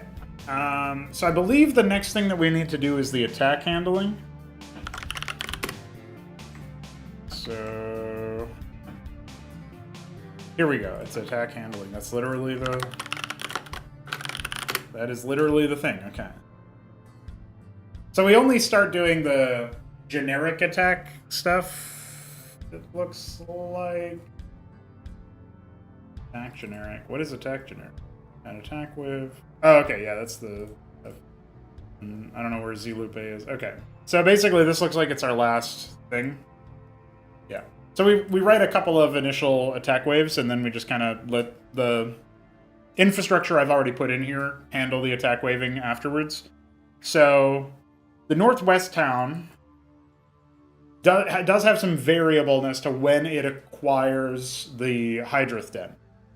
But if we attack out a unit that it can't make, I think the worst thing that happens is it's just like, hey, I can't make this, so I'm going to wait until I can make it. And then eventually the cutoff hits, and then they can't do it anymore. So, like, what is attack handling generic? Yeah, it doesn't give them a lot of time to wait, so I don't think it'll matter. Beta testing human gens now? I always have been. So we got Zeth Quaz, we got Zeth Quaz Nath. Oh, I didn't know. This is so cute. I put this in here in case your map 2 Zerg kept Nathricors. Like, in case they still had them or something. Like, I added some Nathricor attack waves, but they don't get Vornath Pond, so this is only in case they still have some from, like, pre-placed around the map or whatever. That's actually a really funny detail. Again, because we're not bricking the AI if they get a request they can't satisfy. This is totally fine. But it was pretty funny to see that. Okay. So they wait until they can attack, then they go for Zeth or Quaz. Yeah, Zeth Quaz, early attack wave. I think that's valid for both of them, but is this quantity what we want? It could be kind of neat if, like, this guy actually, he just goes for, like, you know, we'll say 14 Zeths. I think that's a fine number. And then his next attack can be 14 Zeths with a couple of Quaz. Maybe we make it 16 Zeths. A couple of Quaz. You know, these attack waves are kind of spaced out, it looks like. That's a little bit... That's like a minute and a third or something like that, right? No, it's a little bit less than a minute. 2160 divided by 24 is 90 seconds. So, yeah, a minute and a half out. Wait, no, that doesn't make any sense. Oh, yeah, no, it does, because 1440 is a minute. I don't know why I thought something else was there. I got pranked. Wait, no, that doesn't even make sense. 2440? Surely 2440 is a minute, right?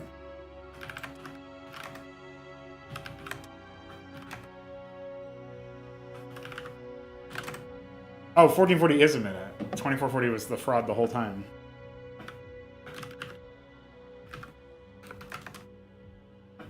So 100 seconds. Okay, whatever. That's fine. Not that big of a deal. We'll test this cadence and see if it's competitive. I think we're going to want to shrink these timers, though. For a holdout mission and all of that.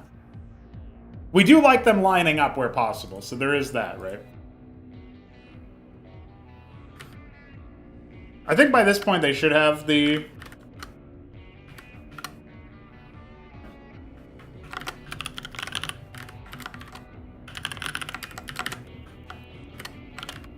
the den.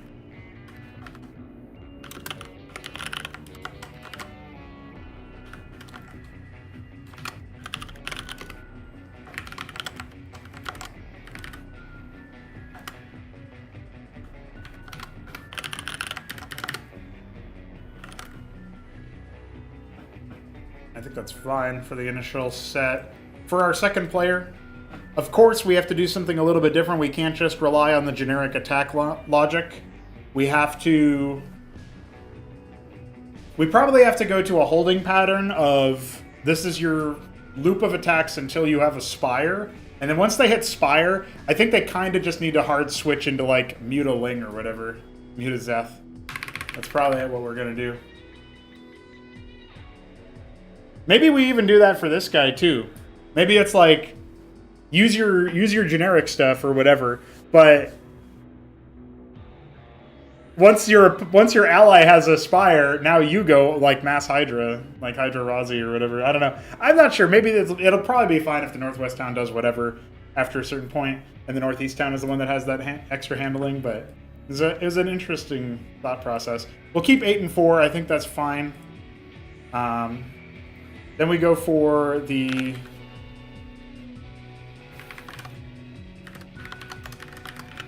I like the idea that they have like more Zeth and Quaz, more Quaz record than Zeth record.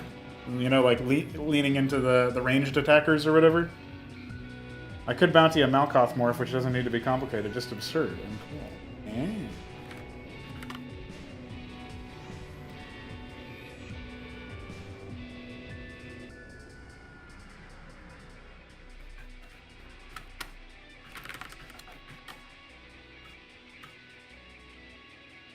It would probably be factional, but a factional Malkoth variant sounds kind of neat, or factional Malkoth morph.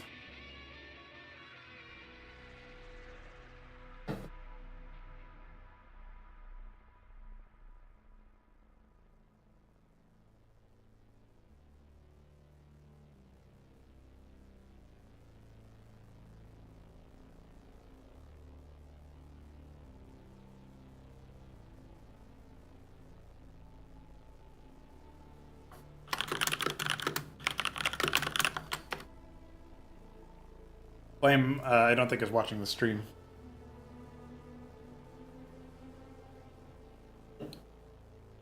I went ahead and dropped the answer to his question there. He was asking about weekend wage 15.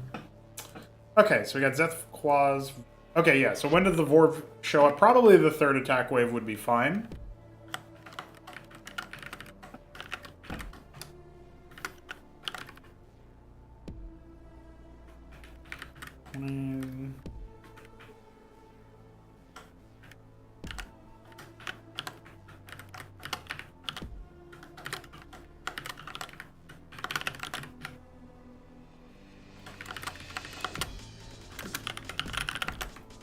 Oh, but they're going to get the Exorthricore out kind of early on too, aren't they?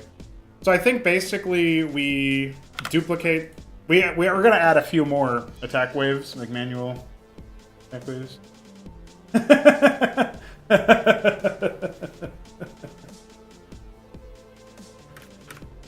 Your parents when your bank account is empty?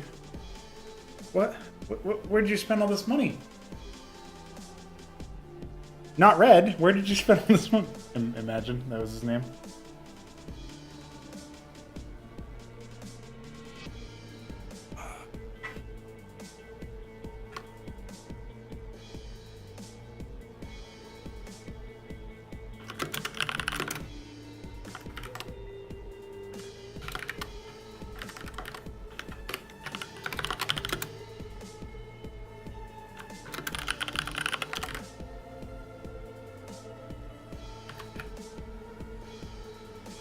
That looks like a pretty fun attack to deal with.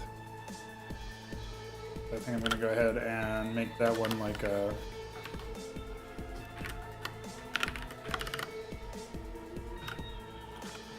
slightly reduced version of that at some point. Okay, let's do this.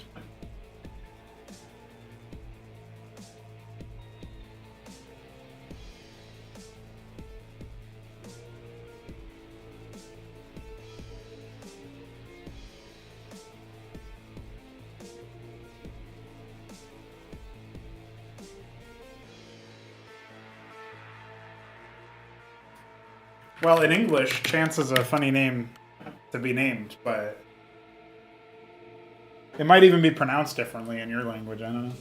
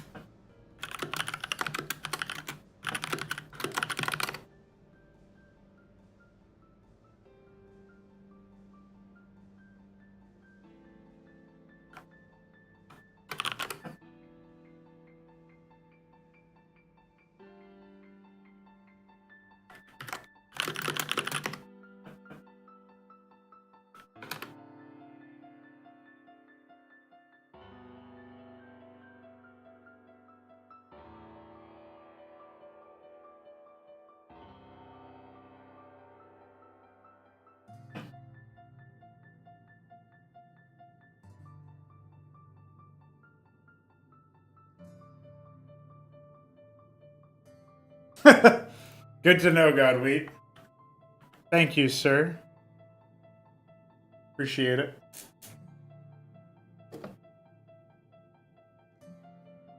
I hope you all are doing well. I wanted to shout out Biddy B for the $50. He actually bountied a task for me, a game mode task, but I'm able to put that as the cash money for Weekend Wage. So I'm reinvesting it into Weekend Wage there. If you want to donate any extra cash to us to help us fund our second Weekend Wage of the month, that will be streamlabs.com/Pronogo, best place to do that.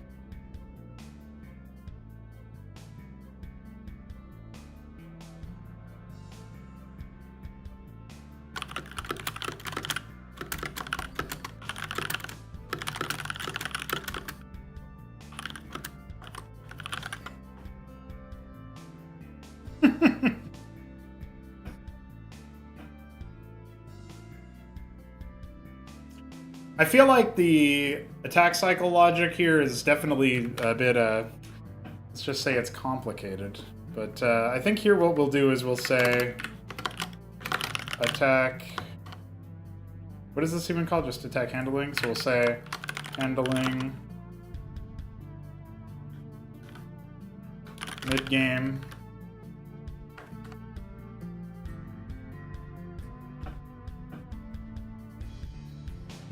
It doesn't go to. This is like an intrinsic loop, yeah. So I guess what we would actually want to do is basically create a parallel loop here.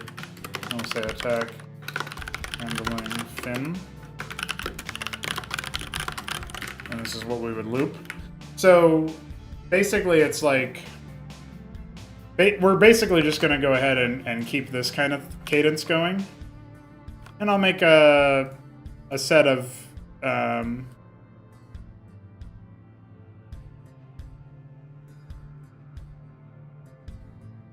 it looks like we're missing the attack C.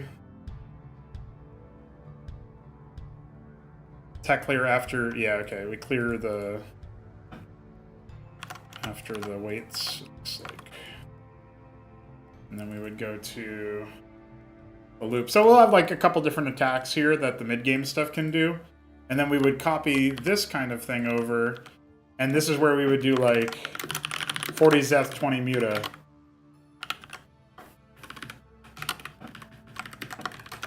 $30 Zeth, 30 Muta.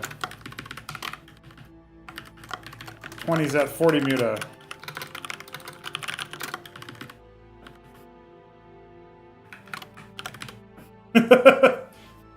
That's it.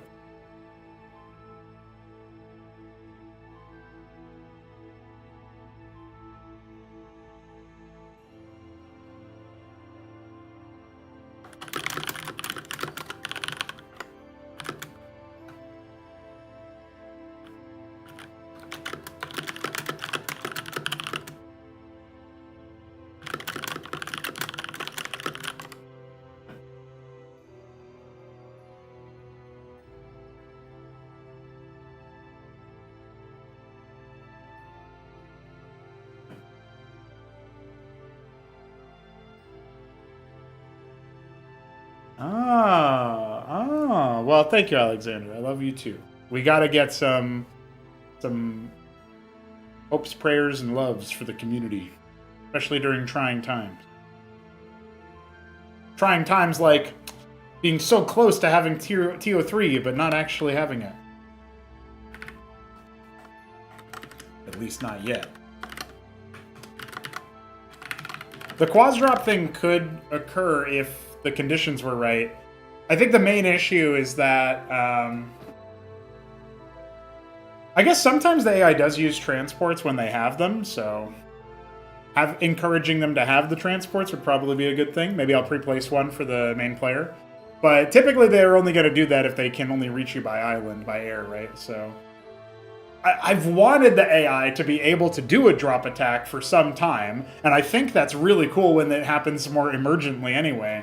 But it's not something that's like guaranteed to occur with the current code that we have. So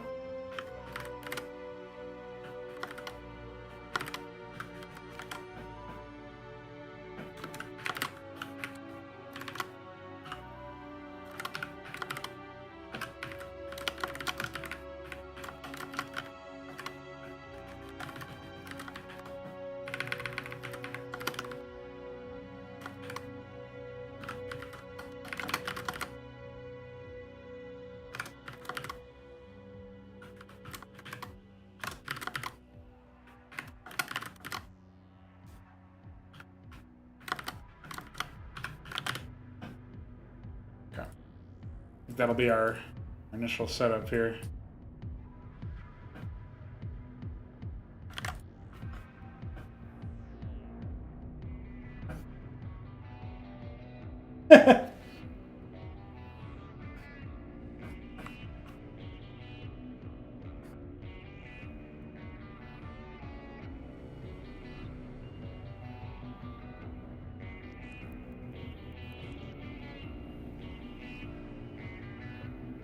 All right, so I think we're ready for our AIs to be added here, to be updated in the case of the north... Oh, did I just copy the northwest town? Okay.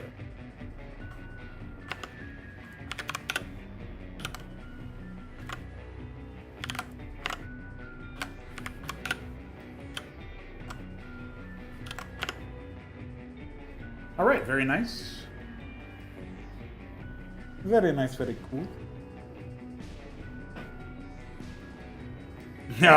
Giving them the teaser, I like that. That's pretty smart moves there for one player. Let's come and check it out, dude. Okay, I like that. I like the way this is looking. I like the way it's headed. We're gonna go ahead and add a single Ovolith. Actually, thinking about it, the Enzorthocore presence means that it could be really difficult for early moves to work out for the player, because you're talking about a case where the Enzorthocore is pre-placed for the top right player. So if your units get infested, that's going to be real bad. They don't really like, they will eventually just send whatever at you, but for a little while they'll just kind of guard. So it's kind of also thematic that they would just start using them for defense or whatever. In fact, I can cheekily add that to the defensive code if I wanted to, but I don't know if I will. Self-cohorts defined, that's funny.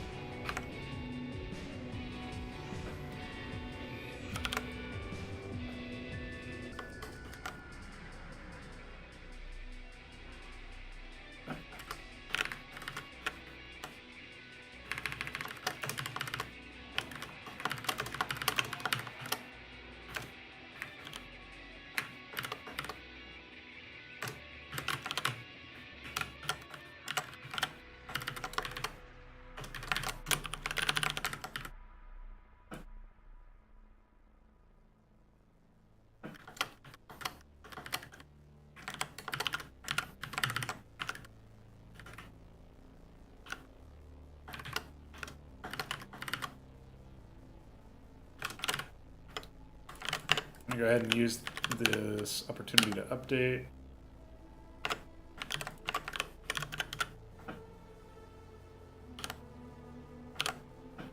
Either. Okay. All right, now it's trigger time. We're gonna go to our hands. Start grabbing some of the triggers out here.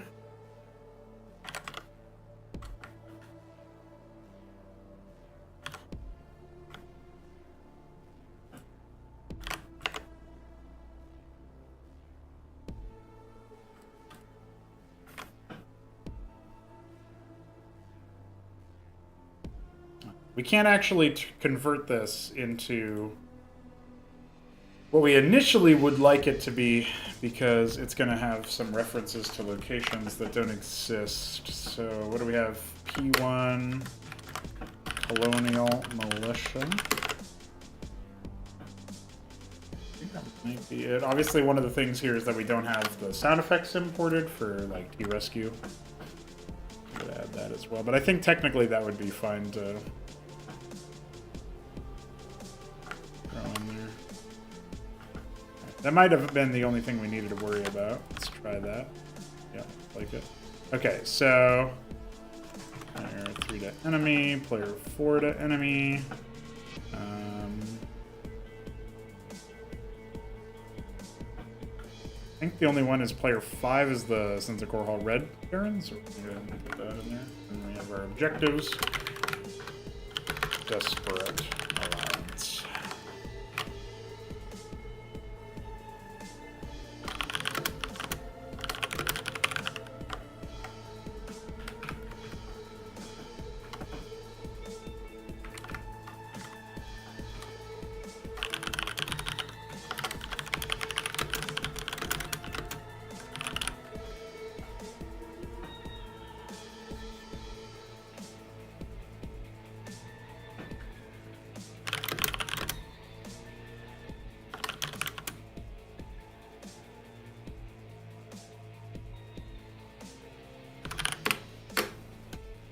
Okay. I forgot there's so much. There was so much like hand holding I had to do for the triggers because there was a micro sequence. A lot of stuff that had to be done differently as a result.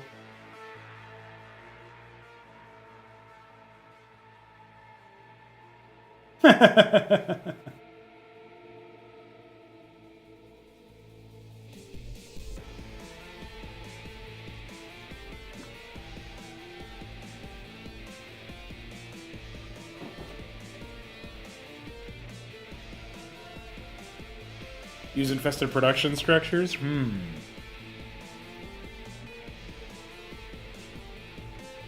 That would be pretty legit.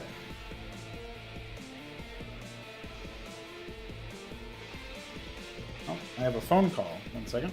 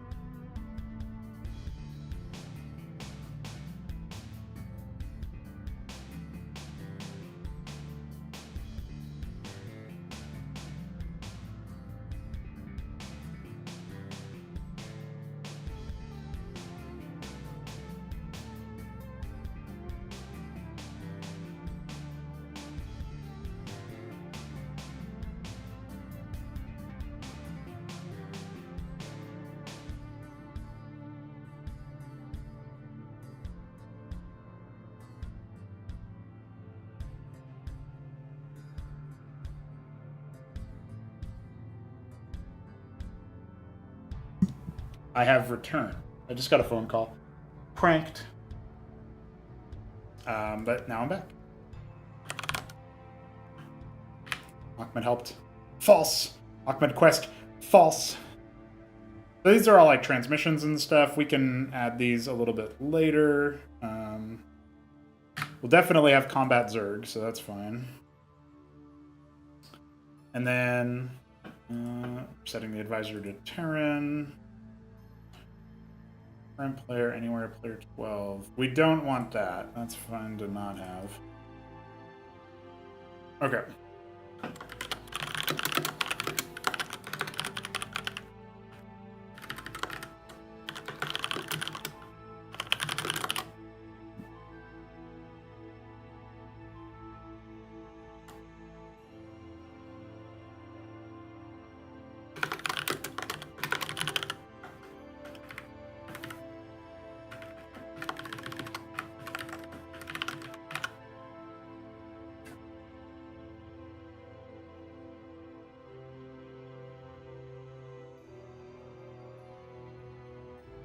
Is the defeat condition to lose all productions? Yeah, it's going to be production structures. Okay, so I'm doing this by ID, which is a bit obnoxious. So basically, this is Shaman. This is... I actually don't know what this is. I think that's Shaman deployed mode. I don't know why I would need to do that, but I guess... Oh, it's Ogun! Okay, Shaman, Ogun... Talos, Eidolon, and Savant. Okay, so that makes sense. So I think we're gonna allow the Shaman, which is 15, not 20. 20 is the Talos. We can allow the Shaman for this mission. I think that would be fine. Their cool, epic introduction to it.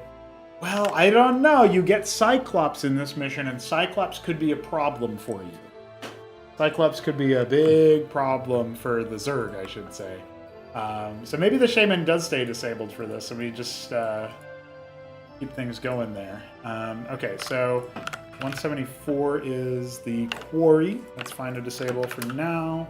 108 is the Anvil. Fine to disable for now. This is the Star Pad. Yeah, we don't allow the Star Pad. 117, I think that's the Covenant. Okay. So we need to find the Fulcrum, which is 113. We'll enable the Fulcrum. That's fine.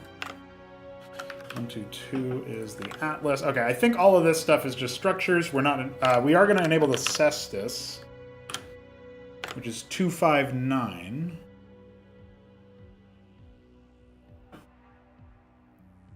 Did we not disable it to begin with? We might not have disabled the Cestus in the second mission, in which case, fine. It just stays enabled. It's not that big of a deal. It looks like the Eerie might still be... Oh, the Eerie's not even a real unit, so this is... I was misreading that as Facade, which is 427, which we do disable right here. Enable Diadem? No. Shaman's in VTO1. If you mean... So there's the boot camp tutorial, which you get all of Tier 1 in, and you get the Atlas, which you have to complete the mission by building. And that's to tutorialize you into some of the stuff. And then VTO2, the first mission that isn't Ahmed guided, obviously, although everything is protected by Ahmed, let's be real. That is a mission where you have clerics from the vestry and Maverick, Harakan, Cyprian. So those are your 4 units that you have.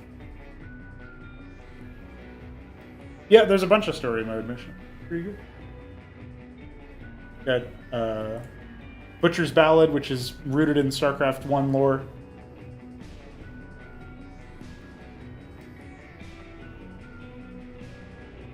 Non-makeable Tensenders. Well, they'd have to be garrisonable, which means you wouldn't be able to lift them off. So I'd probably need to take, like, I'd probably need to get, you know, a model version of them that's been rooted, you know, like embedded into the ground or something. That could be like a fun little thing to find somewhere, try to hold. But yeah, I don't know. I think having some pre-placed garrisons on this map would be good. Do I want to go as far up as Tensender? Not sure if that's the case. Three Crows campaign has to be downloaded because it has Gen AI still, so until that gets taken care of, it can't be added to the thing. Oh, what is this? This is additional units. Okay, so this is 259 for the Cestus. 106 is what? That's the Ministry. We can cut that out. 124 is the Watchdog. Oops. Cut that out. 419 is the Sieve. Yeah, I basically made it so you can't build units that are actually unlocked, structures that are actually unlocked. You can't make them until you actually get... Oh yeah, that's the treasury. We can just delete this whole thing then. Now we do need to do one other thing, which is we need to disable the Palladium. So 120 needs to be disabled. The Scrapyard needs to be disabled. I was thinking about enabling it, but I'm not going to. I think the Scrapyard probably needs to be like it can be Antiguan tech or something. You start with the Scrapyard in the Revolution mission. And then we need to disable the Goliath. Goliath. It's 3. Alright, and that should be good. Vulture and Cyclops are available. Just fine. I think that's it. That's the initial configuration of those guys. Need to ally. Okay. So, this is defeat.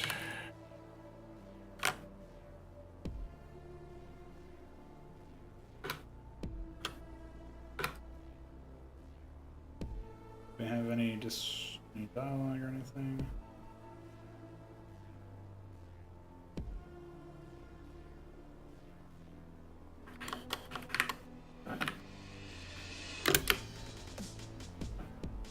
I don't need this far.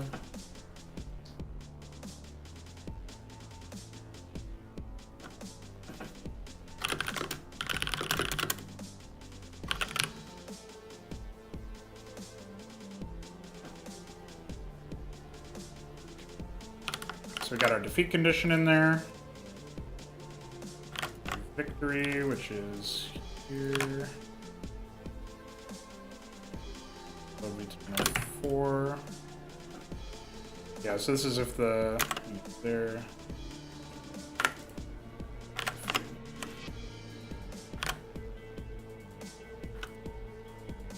Okay, so that's taken care of.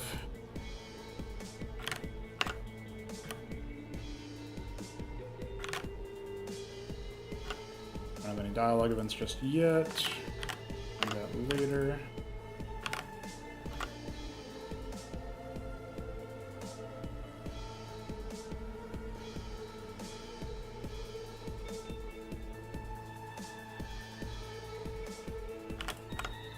Okay, and we're gonna have an third AI.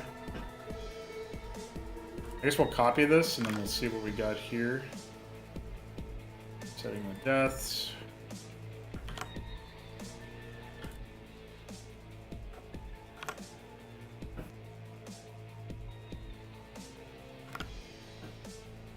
That's like, I don't think the build order stuff matters that much, but it might matter for like attack wave stuff later on in the game. And then let's see. We'll do the same thing here. Turn 4. We're going to do turn 6 air. What is this? Turn 6. I guess I have to open up the default bin.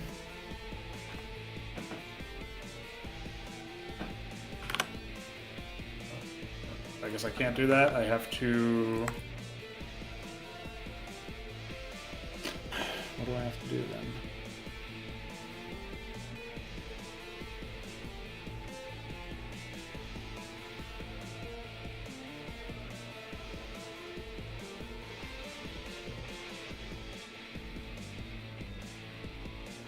Okay, here we go. Tur 6 is air attack, so that's what we would do. I guess that's like they're... That makes some sense. They're probably doing...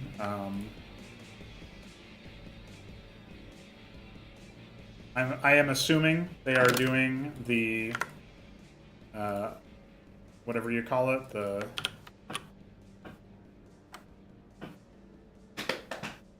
alphabetical order of things.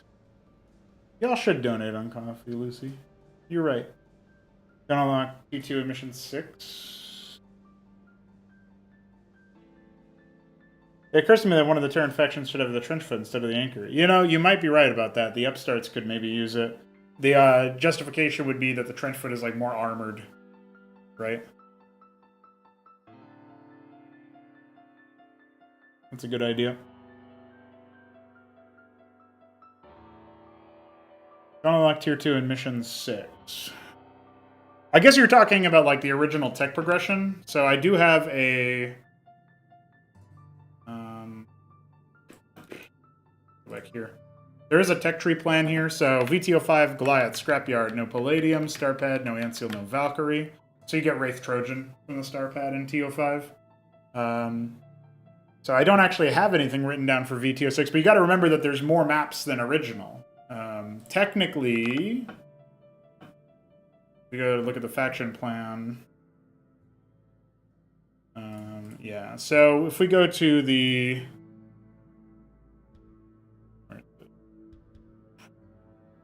archive.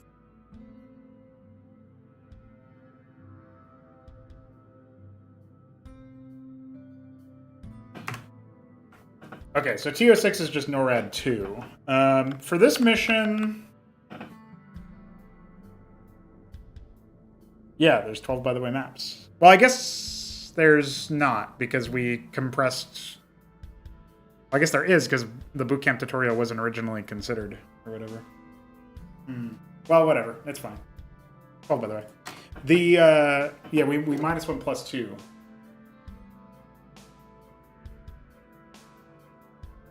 Minus 1 plus 3, so yeah, it is 12.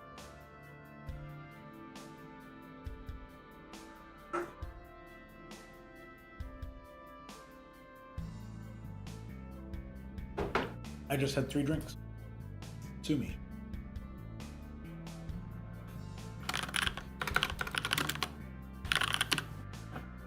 So Anseal and Valkyrie showing up in TO6 I think makes sense because it's a mission that's going to be based around the idea of trying to rescue an AI ally. NORAD 2 is my plan right now. He'll probably be Hikatan. Fun enough. Funnily enough. Funny enough. Fun-ish. Will Tier 2 be available in this mission? Because Anseal and like, if you look at it, TO3... Yeah, I think it looks like it's... So VTO2 says no Cestus, but we know this isn't correct. So we get Fulcrum, no Addons, no Goliath. So we get so Vulture Cyclops as achievements here. So I don't know. Anseal Valkyrie. VTO5 is a kind of a big spike because you get the Goliath for anti-air. You get Anseal you get both Scrapyard units. You get Starpad, Wraith Trojan. So it feels like a big injection, but if you think about it, it's, what, 5 units being added? VTO3 gives you 2. But VTO4 would showcase the Shaman. So you would have...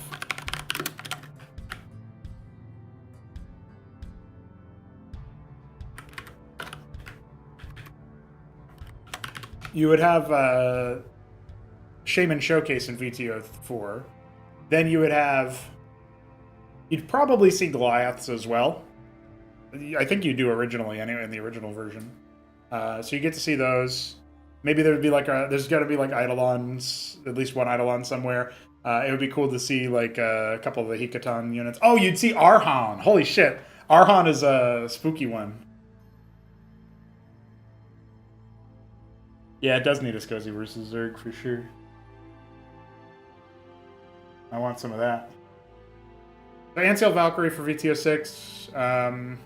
The only thing that's left to give you is Palladium tech. But if I do that, then you have access to the Phalanx in this mission. Is it early enough to do that? Because VTO7 is, I think, where we diverge. Yeah. VTO7 is mostly an island map originally. This is kind of a disaster. I think this map's going to need to be overhauled for sure. It was an Enslavers terrain mission too. They reused the map layout for Enslavers. I think we're probably going to look at this and say,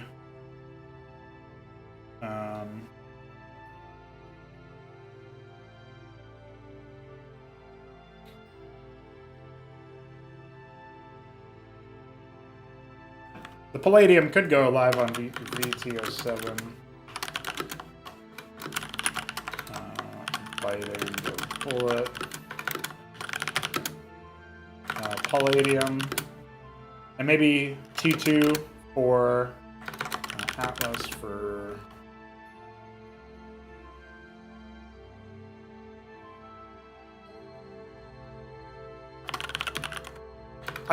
So part of me is a little bit concerned about giving you access to the Atlas without giving you access to the structures that it enables.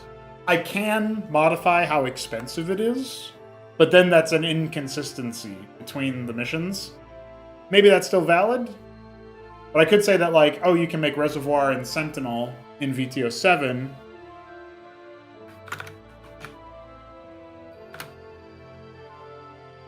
But otherwise, anyway, VTO 8 would be T2. So it's like Atlas.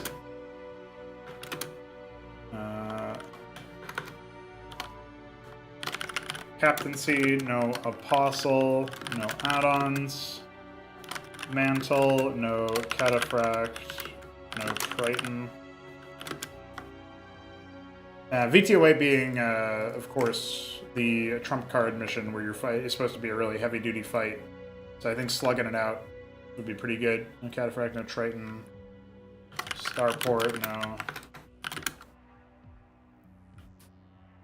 What's the,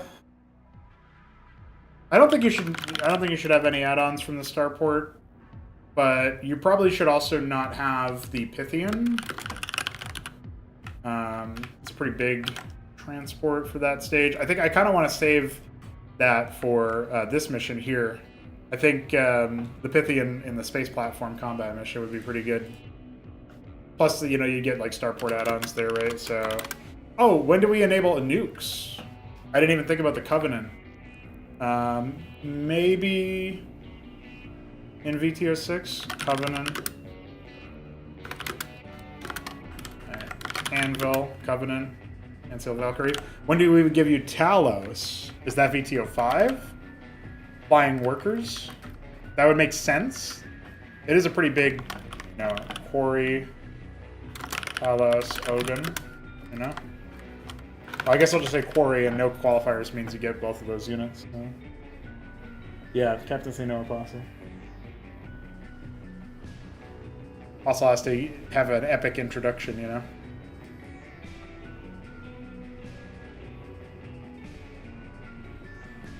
So the Starport would give you Gorgon, Wyvern, and then, like, normally it gives you the Pythian as well. So, I don't know.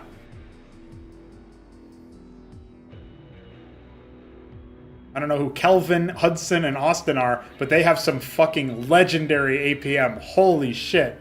13, 28, and 13 again. That's gorgeous. 53-minute desynced FFA. That's so good. I can't wait until I get to see that in action more often. Holy moly. Yeah, so I think that would be fine, though. I think we'll see. We'll see some cool stuff here. We don't have to plan everything out straight away, but I think this is probably appropriate, right? Ori in VTO 5, Anvil, Covenant in VTO 6, with Ancil Valk as well. Maybe we don't allow the Goliath in VTO 5, and instead we pass it on to VTO 6. But it's not super good versus Zerg, so I don't really know if you would have much of a use for it.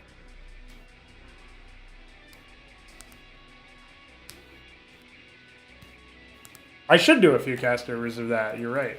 No context, here we are, what are we doing? So, that'd be pretty good. Alright. So that's what we got there. Thanks for sticking around for that. We do have the AI running, and we have our victory and defeat conditions set up. We haven't configured our timer yet for the second objective that shows you the rescue team. But I think we could probably do that right here, where we would say timer rescue equals 30 minutes. And then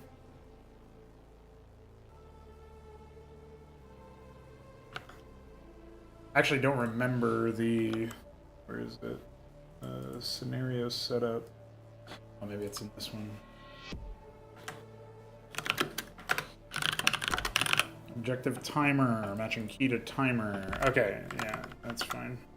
So we would just say objective timer to 30M. There you go.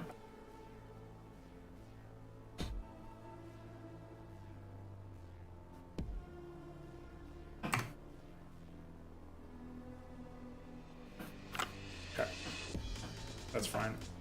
So we did that. Obviously, we also created a timer variable for it. That's fine as well. Yeah,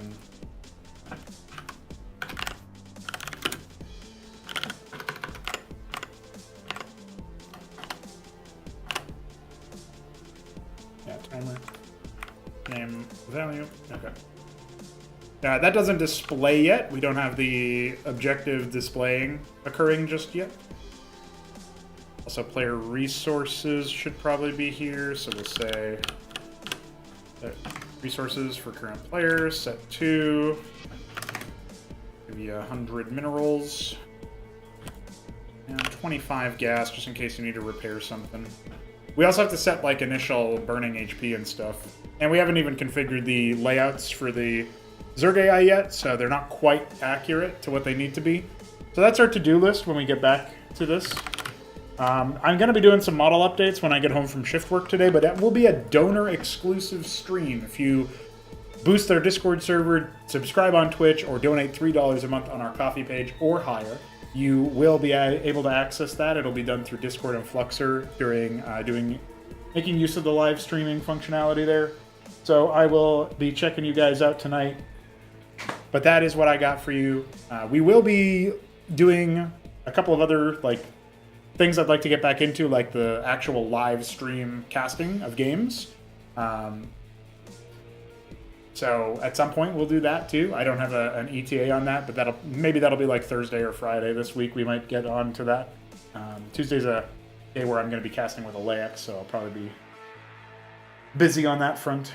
But that's that, yeah. I'm going to go ahead and get ready for my shift work now, boys. I'll see you guys soon for some more Cosmonarchy development and more Sovereign Saga development. We did a lot of stuff today. Very happy with it. I think 2 more sessions like this, and all the map will need is some dialogue, fluffing, some trigger testing, but the AI will be in a pretty good spot where I'll be able to release it to the donors at around that point. So a couple more days of dev, basically, and we should be good to go for those $12 and up donors. And for the rest of y'all, you can hopefully see this map live before the end of this month. I try to give the donors a week and a half to 2 weeks of exclusive access with it, mostly because that helps me get the testing done, So there be that. I'll see you guys tomorrow for some more dev, and tonight, if you're a donor, I'll see you there as well. GG.